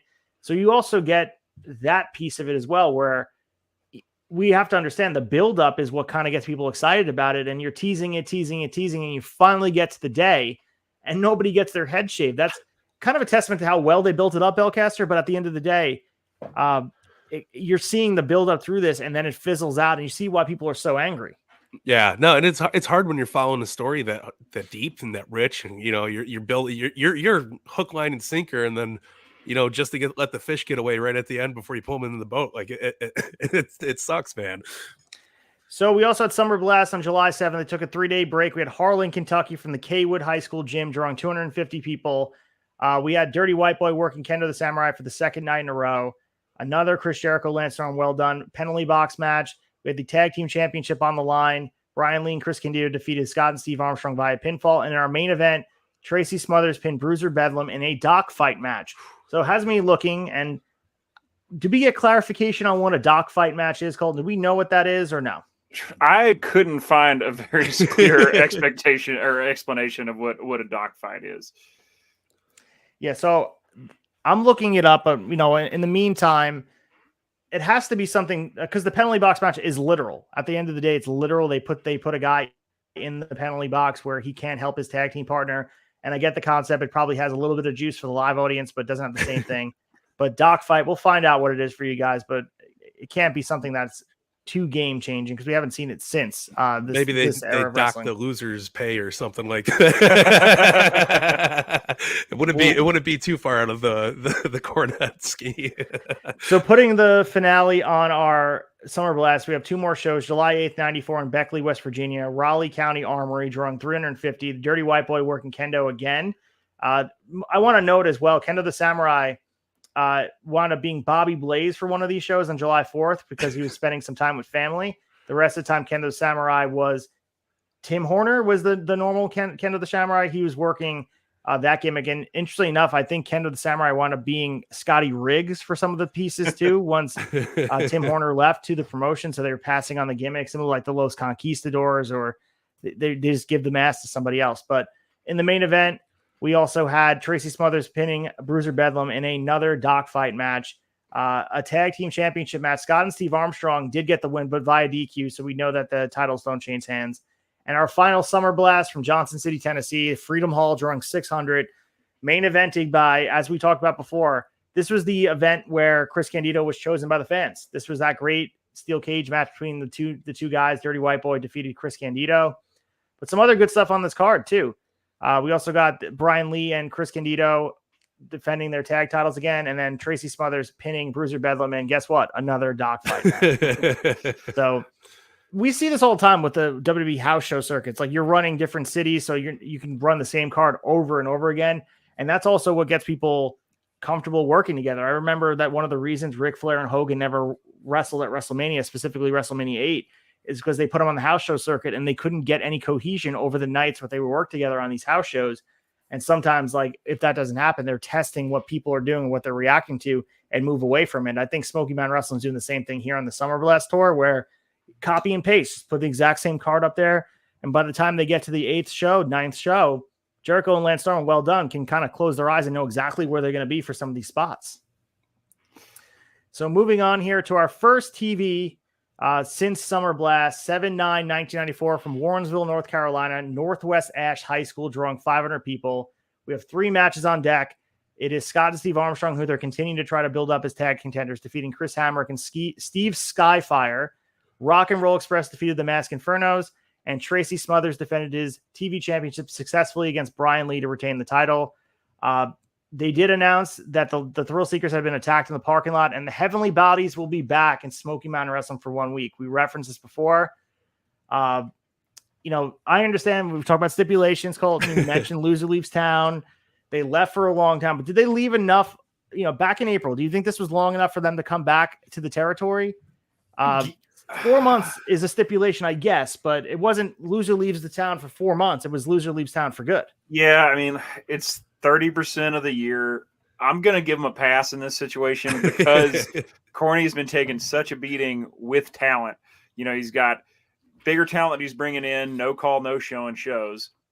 He's got, and WWF's been cherry picking his best talent and taking them. So, we've been we've been talking about trying to find a replacement for the Heavenly Bodies with a heel tag team. And we got a little bit with Candido and Brian Lee, but it just wasn't the same. So, given how over the Thrill Seekers are here, and also too, just on this show, Corny does such a good job of setting up their return. So I mean, there was a segment where Lance Storm and Chris Jericho are out with Bob Caudle, and he's saying that the people or that they've, oh, actually, I think I've gotten that show mixed up. This was one of the Loudon shows, I think, on the 9th. But either way, the crowd had brought a cake for. Right. They were such big fans of the Thrill Seekers that no, this is right. I got the dates right. This is July 9th. I just had the town wrong. Excuse me. They had the cake, and they had said, as a way to welcome these two young studs from Canada to the area, they brought a cake. Corny comes out, sticks his finger in the icing, starts talking shit on Canada, starts talking shit on the Thrill Seekers, telling them everything they're doing wrong, saying they're a second-rate tag team and that they don't measure up to, they're not even good enough to lace the Body's boots.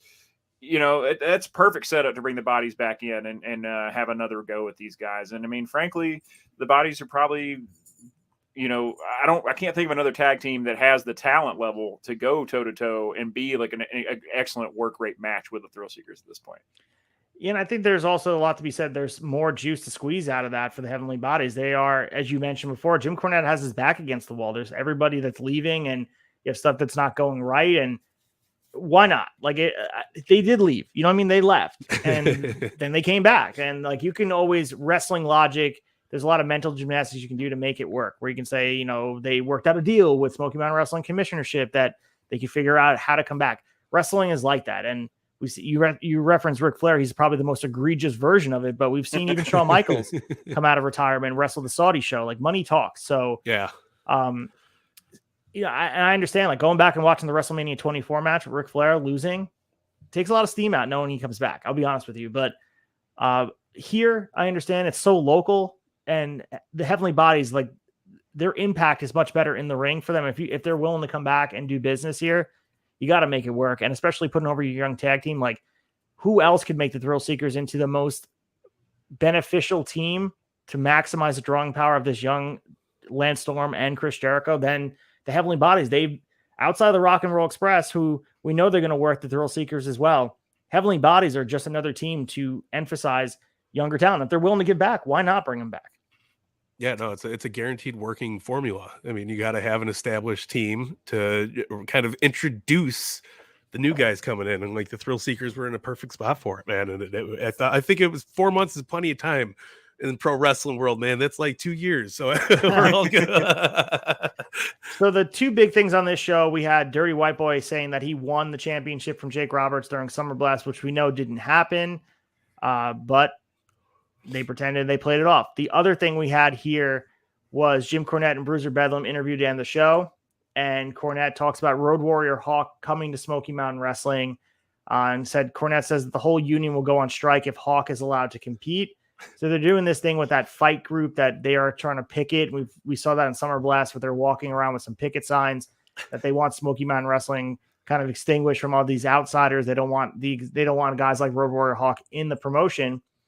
But yeah, that was a build up towards, as they go towards Fire on the Mountain, Night of Legends. They're trying their best to put the piece together with, it's like a puzzle without all the pieces. You're trying to put it together, but you're missing Jake Roberts. You're missing, other pieces, but injury too. Like, we're going to see Chris Jericho go down with injury, and we're going to watch guys that are leaving. Brian Lee is certainly like kind of winding down here. We saw him wrestle for the TV title and kind of maximize what he's able to do on his way out to go work a summer program versus The Undertaker in the main event spot. So times are tough for Jim Cornette, but he's making the best of it. He's about to get his biggest payday yet too. That's a big thing, Colton.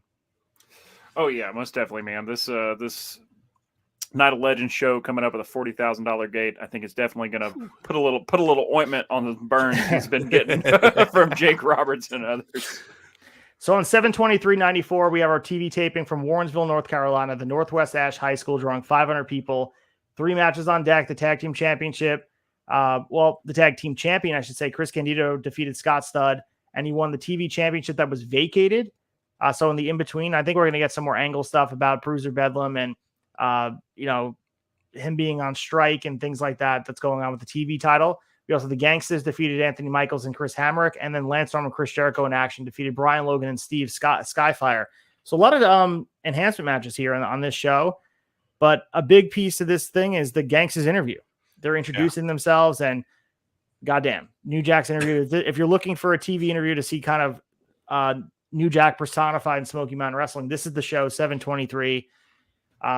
Jack says that 30 years ago they would have been hung for what they just did, and they're going to be the Smoky Mountain Wrestling Tag Team Champions. Jack blames tobacco spit for slipping on the top rope, which was hilarious. That's fucking real nice, man. And then Jack says anyone in the crowd, he only likes Mustafa, and Jack's idea of violence is lighting someone on fire.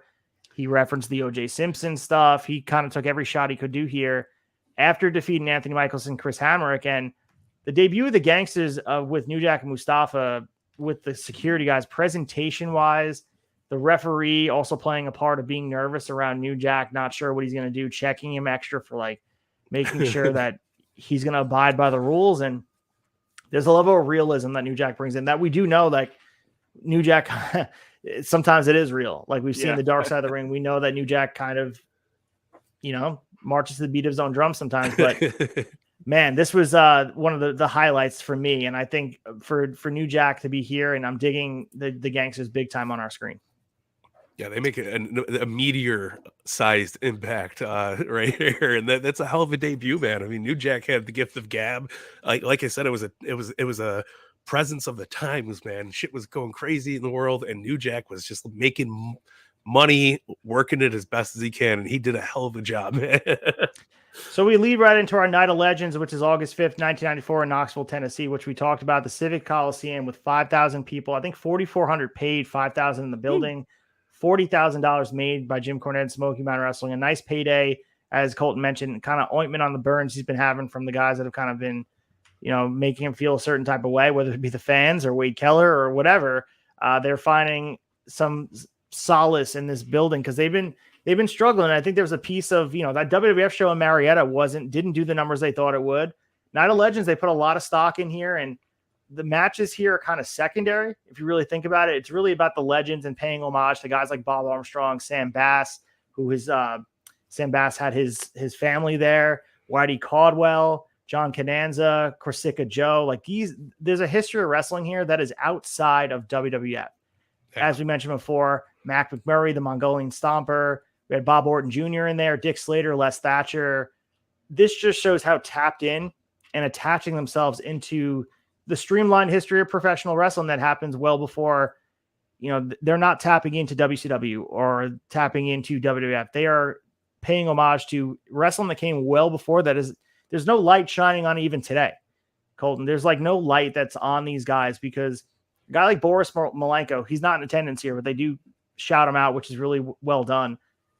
Unless it has the machine behind it and the video library, and we've seen like all these guys here, their contributions to the wrestling business gets lost to the wayside. It was nice to see them get in front of a 1994 crowd, getting the applause they deserve. Yeah, man. I mean, it obviously shows the importance of pro wrestling to this community and like the Knoxville area. And also just speaks volumes to Cornette's respect of the business, for the business, and for the, the territories and the people that, made it possible and kind of laid the groundwork for them being able to run shows in this area. It's especially, the Southern territories, the Southern states, they're a proud place, man, and it's, I think this was a really cool way. It definitely gave the entire show kind of a bigger feel. Like you mentioned earlier when we were starting, you were asking Belcaster, like, does this kind of feel like does this, for lack of a better term, feel like the WrestleMania for Smoky Mountain? And I think this segment played a big part in making this show feel special. Yeah, and we've almost seen WWE not rip this off completely, but we see their version of it with the Hall of Fame at WrestleMania where they all come out and have their moment. There's something to be said about this. Like I mentioned before, Old Timers Day for the Yankees, paying homage to your history makes everything else have a little more gravity to it, where everything feels like it means a little bit more while these guys are there watching, and the history that came before it. I feel the same way about, I think wrestling is as good as its history is. And I just feel the same way about sports. Like thinking back and comparing common players to legends, and you can see, Aaron Judge, when he's being compared to guys like Babe Ruth and Joe DiMaggio, and seeing him on a list like that. Same can be said for professional wrestling. When one of the reasons that Roman's reign has been so stoic and feels important is because of, you see him pass names like Pedro Morales and chasing down Bruno Sammartino.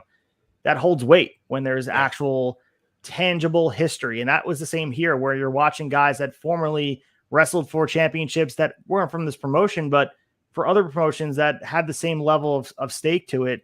You know, Rock and Roll Express beating Chris Candido and Brian Lee to win the Smoky Mountain Wrestling Tag Team Championship with these guys in attendance. There's something cool about that. Very, very much so, man. It's a level of importance that it weighs on the fan. I mean, if you go to that's why WrestleMania is so special, is you got that whole vibe going into the weekend. It's a spectacle, you know, and that's what Cornette's doing here. He's making it a spectacle for the region, and it's a brilliant game plan, but it also, as a fan, you feel like you're at something very important. And that, I mean, you go to a show like that, you leave a happy person, you're more than likely to return to something like that. So I think it was a great fucking idea, and a way to play to the history of pro wrestling, man. Yeah, and I think also AEW did a good job of this too. And I know they're still in their infancy, being 4 years old, but they utilized the history of wrestling to their benefit outside of WWE's walls, where a guy like Owen Hart is paid tribute to. And we also have, they feel like this offspring or maybe cousin of WCW, where they lean on that history and they bring guys in that have a history. Tully Blanchard, and we see Dean Malenko's behind the scenes, and Jerry Lynn, and Ring of Honor's history is kind of baked into what they're doing in a nice, beautiful cake. But similar to Smoky Mountain, where like these guys never stepped foot and never participated in any Smoky Mountain wrestling promotion. But I think Jim Cornette took it as a badge of honor that he had the opportunity to sit here and give people an insight into who paved the way for what wrestling is. And I think he does that really well. And he's a wrestling historian who knows his history more so than anybody. But this was beautifully done. I thought it was so good. And it made everything feel a lot more important than just this one-off of like, what's the history of the Smoky Mountain Wrestling tag titles? What's the history of the world title, TV title? It felt much bigger. And I think that's the best part about all of the stuff, which was my favorite part of the night. There were some good matches, but to me, this was the highlight, Colton. Like I walked away like, man, he did such a good job of bringing guys to light. Had me Googling the guys that I've never even known about, which was an amazing homework lesson I had here. Yeah, man, same here. I mean, it's if he had not done this, you know, wrestling fans today, like you said, they might not ever come across these names to Google them and look them up, because like you said, it's not what we know as the big machine that is, you know, the WWE. It's so it's one of my favorite parts of the show as well, man. This was really, really cool. I mean, I'd heard of some of these names, like obviously, you know, Bob Orton Jr. We've seen Doug Furnace come through here. Rick Gibson's Robert Gibson's older brother, but yeah, you know, a lot of these, you know, Jim Hess, your Phil Hickersons, you know, Mac McMurray. These are the people that I'm not very familiar with, man, that now I have a whole new appreciation for. Absolutely. And also we spoke about the Heavenly Bodies getting involved again. Pritchard and Del Rey were back in Smoky Mountain Wrestling in a street fight where they had Jericho pin Del Rey, man. It was a nice way to put the Thrill Seekers over, and Chris Jericho and Lance Storm, they're well on their way to probably taking on the Rock and Roll for the tag titles that they just won in the tag division, which was hurting before where they threw Candido and Brian Lee together. All of a sudden feels like it's a little bit more juicy, Belcaster. We have some nice meat on the bone for the tag division, all because of bringing the Heavenly Bodies back, really. Yeah, and that's what I was saying. Like you give it that it felt like 2 years mentality for the pro wrestling fan. A great buildup for a young team such as Jericho and Lance Storm to go over. I mean, who better than an established team like the Heavenly Bodies? And it's going to boost them into a level that they probably weren't even expecting to hit that fast. Like slap a rocket on the Thrill Seekers back, man, because they're going to the moon. So the mess that is the Smoky Mountain Wrestling World Championship, they kind of settle on Dirty White Boy taking on Terry Gordy. And Terry Gordy takes the loss via DQ. They just kind of punt here, and rightfully so. They don't put that in the main event scene. They go with the 6-man with Bob Armstrong, Tracy Smothers, and Road Warrior Hawk beating Bruiser Bedlam, Terry, and Dory Funk in a coward waves the flag match. Cornette waved his team's flag, and we move away from that. But you would think in a different world, and I understand the world title picture is in upheaval right now. They're trying to figure out a way to do it.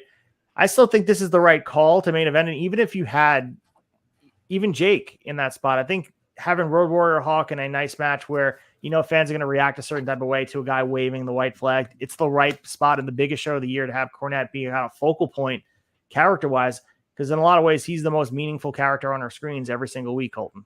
Yeah, man, 100%. And I think, this storyline was set up very well. I mean, we talk a lot about the promo work, man. The promo from Bob Armstrong leading up to, him being fed up and deciding that he's going to step down as just, momentarily or temporarily to be able to take part in this match was just like, I mean, he's bleeding in the ring, holding a bat and just going off on Jim Cornette, and bringing in Road Warrior Hawk is just, yeah, man. I mean, we talk about the talent sharing and the big names coming through. Like, yeah, Road Warrior Hawk's a big name, man, especially in this time in history as well. So this was the right move. And, thankfully when you have a world title picture that is in distress, you have people like Bob Armstrong and Tracy Smothers that can cut an incredible fucking promo that you can lean on and make you care about a 6-man tag match like it is the main event.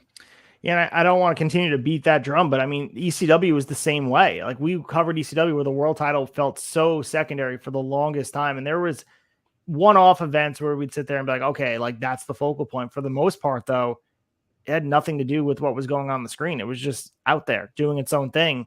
And when Shane Douglas was the champion, we're like, the more meat was the other stuff going on screen outside the world title. And I feel a lot of ways it's not any of the talent's fault. It's just the way that the promotion's booked, where some of these larger than life personalities like a Bob Armstrong and Tracy Smothers, they mean way more than the championship ever could.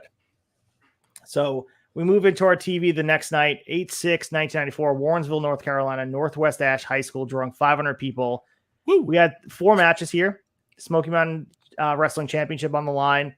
Opening our card here, Dirty White Boy defeated Brian Logan. The Thrill Seekers, fresh off their win, defeated Anthony Michaels and Chris Hamrick. The Gangsters defeated Scott Sutton and Steve Skyfire, who get a nice little run here throughout July and August. And we have Brian Lee and Chris Candido defeating Scott and Steve Armstrong by DQ.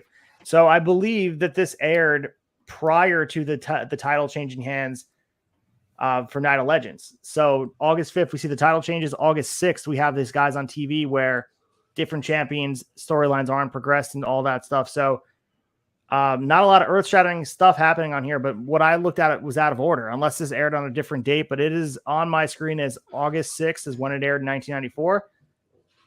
By all accounts, Night of Legends was August 5th. So some discombobulation with the bulk tape in here. And we know that they tape sometimes 6 or 7 shows in a row, and that sometimes happens, Colton. I think there's a lot to be said. We referenced like championships being on guys that weren't having the championships, or talk about ROH where Willow won the New Japan Strong Women's Championship and she didn't come on the screen with it. They dubbed over the commentary to make it right. But sometimes, TV just needs to have wrestling on it, and maybe it has to just kind of punt for the week. Yeah, man. And also too, I mean, it could just be where we've, looking back at this 30 years later, it gets assigned a different date when we watch it back. I mean, at one point I was watching something that I thought was August 13th that ended up just being Night of Legends. just really, so, I mean, I thought it was going to be weekly TV, and it was the big show from the week prior. So yeah, so then we move into the other big show for the week. It's Fire on the Mountain 1994, August 6, 94 in Johnson City, Tennessee, Freedom Hall.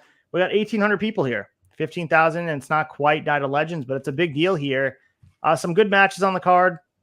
We got Jim Cornette and Lance Storm starting up the show in an interview. Jim Cornette was talking about what happened to Jericho last night, and we talked about it before, the broken forearm. And Cornette tells Storm he'll have to wrestle both the bodies or the bodies will leave and never be seen again. And Mark Curtis, the referee, tells Cornette it's not fair to have 2 against 1. Cornette says that Storm isn't a man but a Canadian, and Storm promises that he'll take on both the bodies tonight. And then they open up the show with Doug Furnas and Bob Orton, and a really long match.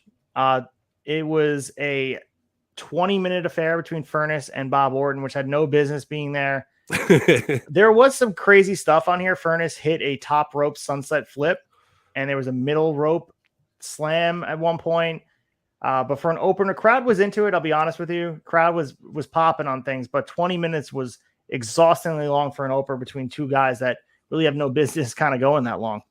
Yeah, and I'm sure crowd is probably hot just on name recognition alone. I mean, Bob Orton Jr. it's a big name for the area, and Furnas is one of the Furnas brothers who's of Tennessee, University of Tennessee football fame. So, but yeah, I was right there with you, man. I thought it was a little long, especially to open. So I want to keep note that Night of Legends is the night that Chris Jericho did wrestle with the broken forearm, but at this point, he has to find a partner to work with, and they wind up choosing Tracy Smothers. And the two, Tracy Smothers and Lance Storm, got the win over the Heavenly Bodies. Storm wound up pinning Pritchard. They probably had a skew from it. Tracy Smothers obviously doing the Jericho spot there, which was really awesome to see.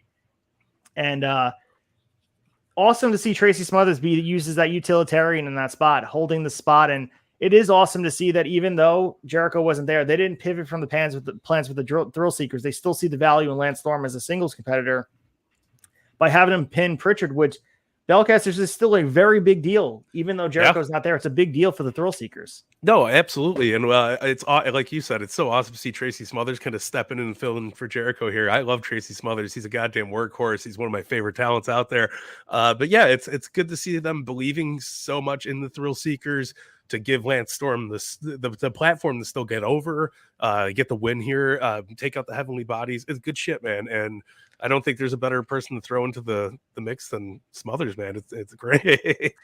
The match that happened before this, the second match of the night, was like cut off by some of the camera. Like the match went 17 minutes long, but the camera didn't catch probably all the match. It just like kind of went in and out, and it was Dirty White Boy pinning Dick Slater. And title was on the line, but again, the championship is on upheaval because Dirty White Boy is in the second match on this card. And I got to tell you, man, it felt like no one really cared about this match with all the heat on the other matches. It feels really bizarre that the Smoky Mountain Wrestling Championship is in the second match slot of the card, and kind of speaks to where they're at when they're trying to establish new guys. And has you wondering what could have been done differently. Maybe put the world title picture elsewhere. Like, do you move it away from Dirty White Boy instead of putting it right back on him? He was almost dead in the water, Colton. Yeah, kind of an odd choice. I mean, I know that's exactly where they were going eventually. You know, that was the plan, was to take their time with Jake and get it back on White Boy. They had to kind of scramble and call an audible. Maybe the better move would have been able to put it on somebody, maybe put it on another heel transition. I mean, shit, man, maybe we put it on Candido at this point. Let him run with it. He's obviously got the promo chops to, I think, make a run with the world title. But, you know, hindsight's 2020, and, you know, they did the best they could, kind of scrambling, but not exactly a fire on the mountain at this point in the card, more of maybe like a spark. Yeah. So our fourth contest of the night was that the famed or infamous hair versus hair match that we were talking about extensively before with the stipulation. Brian Lee and Chris Candido beat the Rock and Roll Express in a hair, Ricky's hair versus hair, Tammy Fitch's hair, to win the Smoky Mountain Wrestling Tag Team Championship. So solid tag team match. Smoke and mirrors a lot of the time here where they're like piecing it together. There's some brawling here. They really emphasize Candido's stuff. And I felt like Morton really stood out with his interactions with Chris Candido.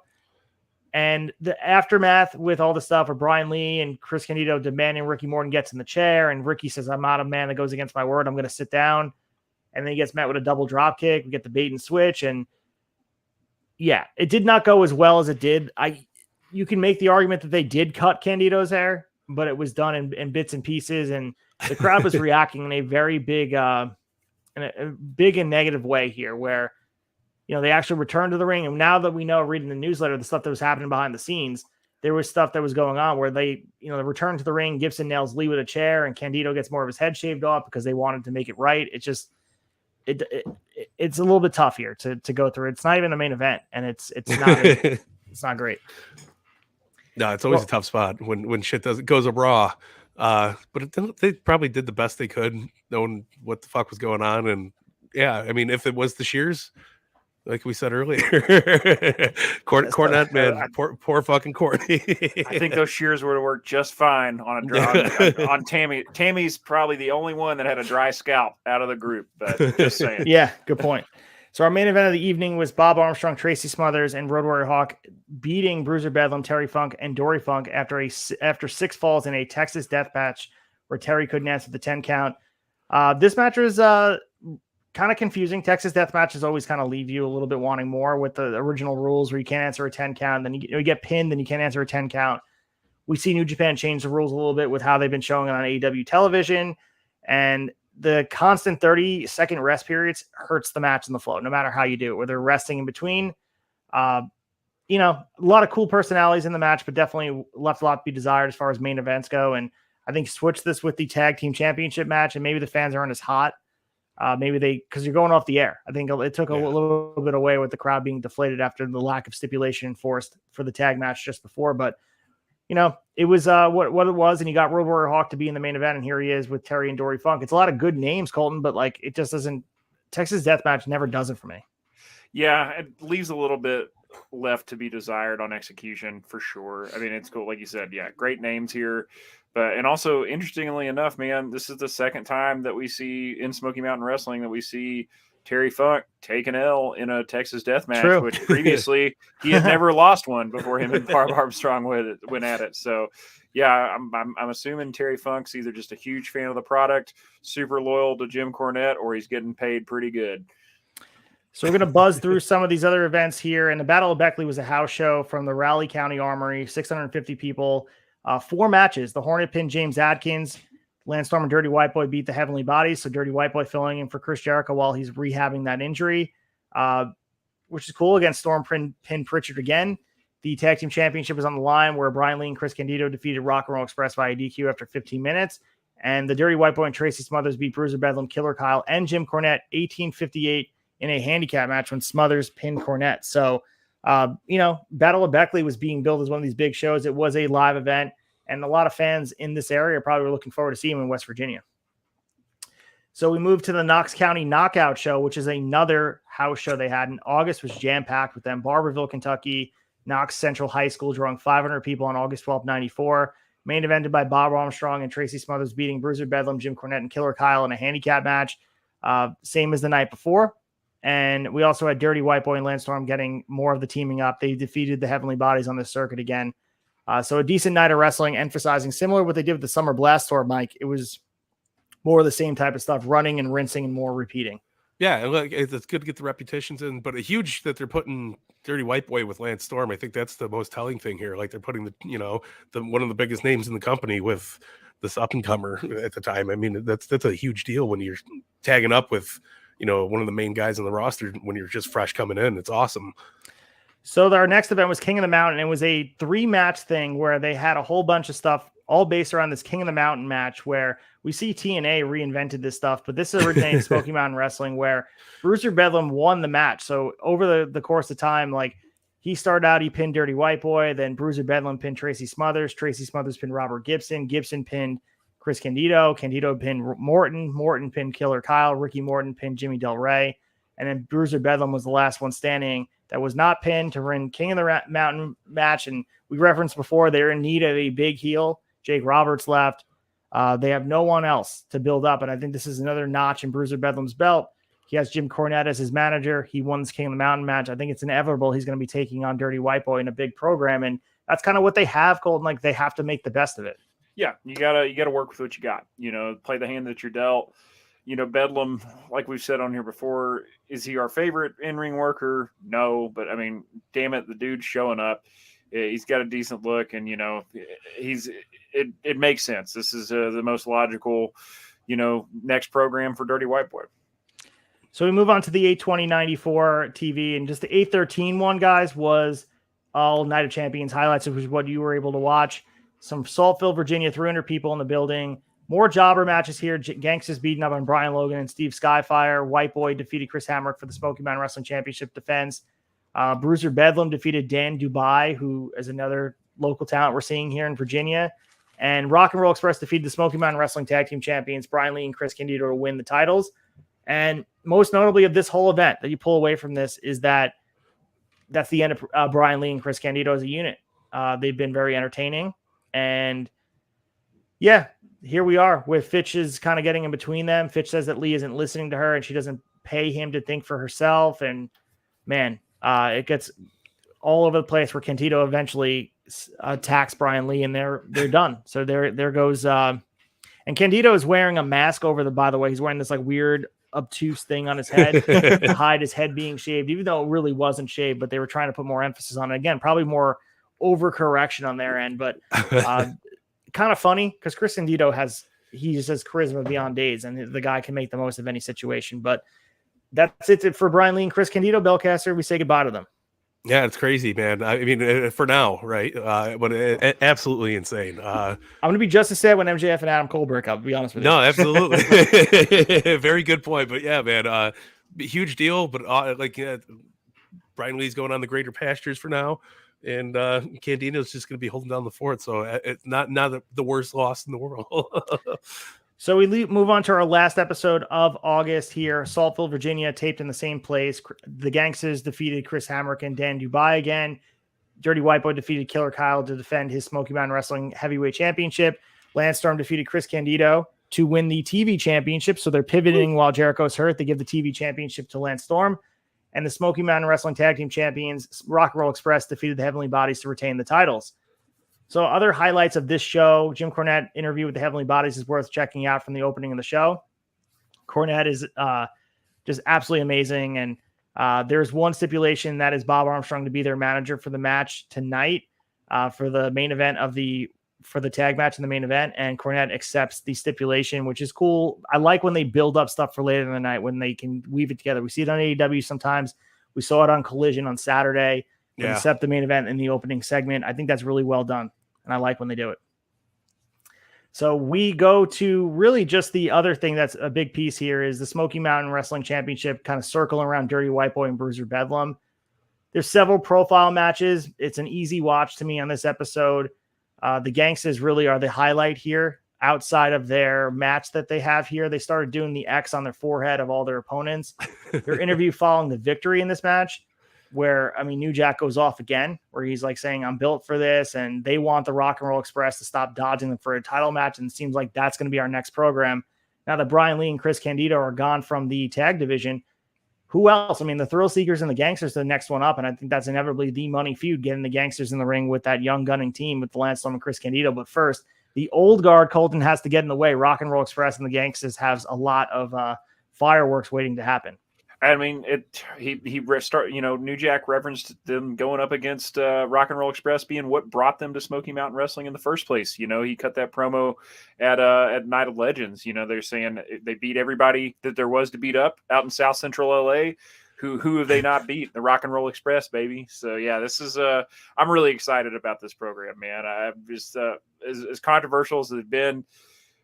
It's hard to argue that the Gangsters have not been the best part of August of Smoky Mountain Wrestling 94, man. And it's what I don't think I ever would have thought to pair them with the Rock and Roll Express, you know, just knowing before going back and watching this, just knowing New Jack and ECW, and then knowing, you know, Ricky Morton and Robert Gibson, I would never have thought like, oh shit, these guys are going to meet in a tag program anywhere. It's just, it's really cool to see. Yeah, absolutely. And we'll get to the chaser right now. We'll talk about our favorite parts of these 2 months of action. It was jam-packed, some good interviews, some good segments, some good matches. A lot of stuff happened behind the scenes. Let's get to the chaser and speak about our favorite parts of Smoky Mountain Wrestling in the last 2 months. The chaser.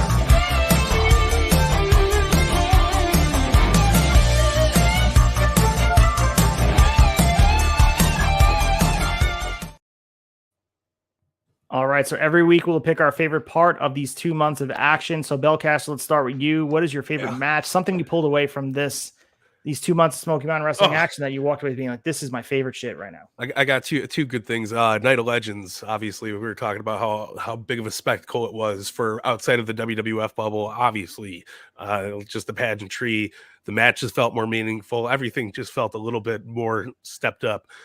So I got to give kudos to that. But overall, my favorite pick here is just the debut and kind of seeing the evolution of the Gangsters, man. New Jack not going crazy with weapons here either. He hasn't stabbed anybody yet, which is amazing, but doing so amazing on the mic. The promos are like believable. You feel it. If you were in 1994, I would be not that I was never not afraid of fucking New Jack, because he was always a scary motherfucker. But you're seeing the seeds planted here of what his illustrious career turned out to be, and goddamn, man, it's just so beautiful to watch. Colton, on to you. I have a feeling your answer would be somewhat of the same, but feel free to elaborate. Really, yeah, just kind of the tag division as a whole. So, like, I'm very excited about, like, you know, to echo what Belcaster said, love the debut of the Gangsters. Love seeing young New Jack really, you know, the guy's incredible on the mic. He looks great here, you know, and you can definitely see throughout June or July and August, like they do improve with in-ring work as the time goes on, which is good to see. But also the thrill seekers, man, and just I mean, they've been given the rub from a month prior before they showed up in Smoky Mountain Wrestling. I mean, they really hyped these guys coming into the promotion, but just getting to see them work more, getting to see them do more promos. I mean, I absolutely loved that promo they had where Corny came out and was shitting on them and putting his finger in their cake, and then they shoved his face into the cake. I mean, you really see, like, I encourage from the July 9th episode, man, if you guys haven't seen it, go back and watch that episode, and specifically for that promo, because you really start, you see that Jericho has had it from the beginning, man. Like his exchange and like, his promo there and his exchange with Cornette, like just the facetiousness, you know, that he sells, like, oh man, you know, he's thanking Cornette for coming out there and showing them the error of their ways and the enlightenment of his. And it's just like such tongue in cheek, freaking, you know, backhanded shit. It's just very, Jericho he's had it from day one, man. And it's really cool to go back and see.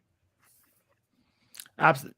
Dude, great point. And I have to say, the Gangsters interviews to me are the highlight of everything. I love this. The first one is amazing, but the second one when they target rock and roll that we just covered is amazing. I love the line where rock and roll died when they buried Elvis, and Jack says that rap is now in, and the fans better not be upset when their kids are listening to it. So like even tying into like culturally just how the world's moving on past Smoky Mountain Wrestling, it's the perfect, really like injection into Smoky Mountain Wrestling to give it what it needs, because you know, we always talk about all the time, like these outsiders come in. We mentioned, you know, Bill Alfonso was doing like enforcing rules in ECW, and the outside of like just the abstract way that New Jack presents his wrestling persona, and like in the ring too, the brawling style. Like there are brawlers here, but this the way, especially now that we know New Jack when he fine tunes exactly who he is in the ring, it doesn't fit what the old school wrestling fans really are looking for.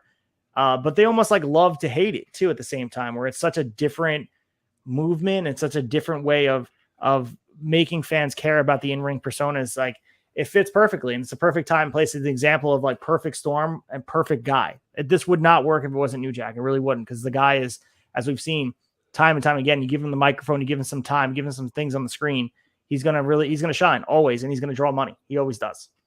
100%. The other thing I want to mention before we move on, there was a personality profile from the last August 27th, and it was the debut of this character called Boo Bradley, and who we now know he's going to be teaming with Chris Candido now that Brian Lee is leaving, going off to WWF, and it's the debut of Balls Mahoney. So it's Balls Mahoney on a leash being carried by Tammy Fitch, and just wanted to reference that. Bradley acting like a dog and acting like a complete goof. So I think we're going to see more of Boo Bradley coming up, and he'll be pillaged as well to go over to ECW. So the introductions into the wrestling world is very always captivating to me when you see this guy. Like, this is Balls Mahoney, the guy with the chair hanging around beating people up, acting like a dog, but here we are. So lights are coming on the bar. We're going to close the tab. We're going to do some shilling for the Tavern, and we're going to get out of here to get our Saturday started for next week. We're going to preview everything going on. So let's get our weekend started. Closing the tab.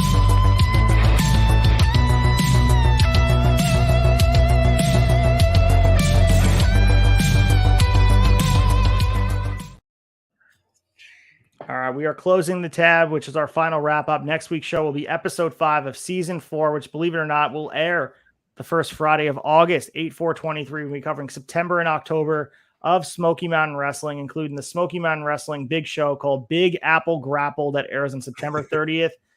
Some good stuff on the table. But quickly, Belcaster, get some shilling in. Talk about Fig Night. Has to be a big one coming up, right? With all the stuff at San Diego Comic-Con. Now we were just going over all the fun stuff that you guys seen last weekend during the San Diego Comic-Con reveals from both Mattel and Jazzwares, and we got a lot of shit that we're going through. So make sure you guys, if you missed out on it, tune in and tune into the AEW wrap up on Sunday nights. 9 o'clock my time, 10 o'clock Eastern, but we're going over all AW shit and having a good time, man. It's always a blast. And Colton, do some shilling for the Tavern. Tell us where they can go. theturnbuckletavern.com. We're anywhere and everywhere you guys are, man. We're on Apple, Spotify, YouTube, Twitch, TikTok, Instagram, Twitter, Facebook. If you want to buy some merch, Pro Wrestling Tees or teespring.com only. Don't go anywhere else. They will steal your identity, your house, your credit card information, your social security number. Yeah, we're just, please like and subscribe, leave a 5-star review. We're Instagram has been blowing up. We're over 10.2 thousand followers. So thank you guys, everybody hanging out with us there. We really appreciate the love. If you're enjoying us on YouTube, I've been notorious for it in the past too, man. It's real easy to watch shit on YouTube and not subscribe to the channel. Please subscribe to the channel. That shit goes a long way. And yeah, we appreciate it, man. You can hang out with me and Ace on Thursdays for Brace for Impact. Impact Wrestling has been just absolute gold lately. And, the landscape post Slammiversary has really kept us guessing. So we're having a lot of fun, man. Hang out with us on the YouTube channel on 10 p.m. on Thursdays, and then audio drop Friday morning with the Raw Day. And catch us, guys, next week as we say goodbye to you. Smoky Mountain Wrestling says goodbye. See you guys.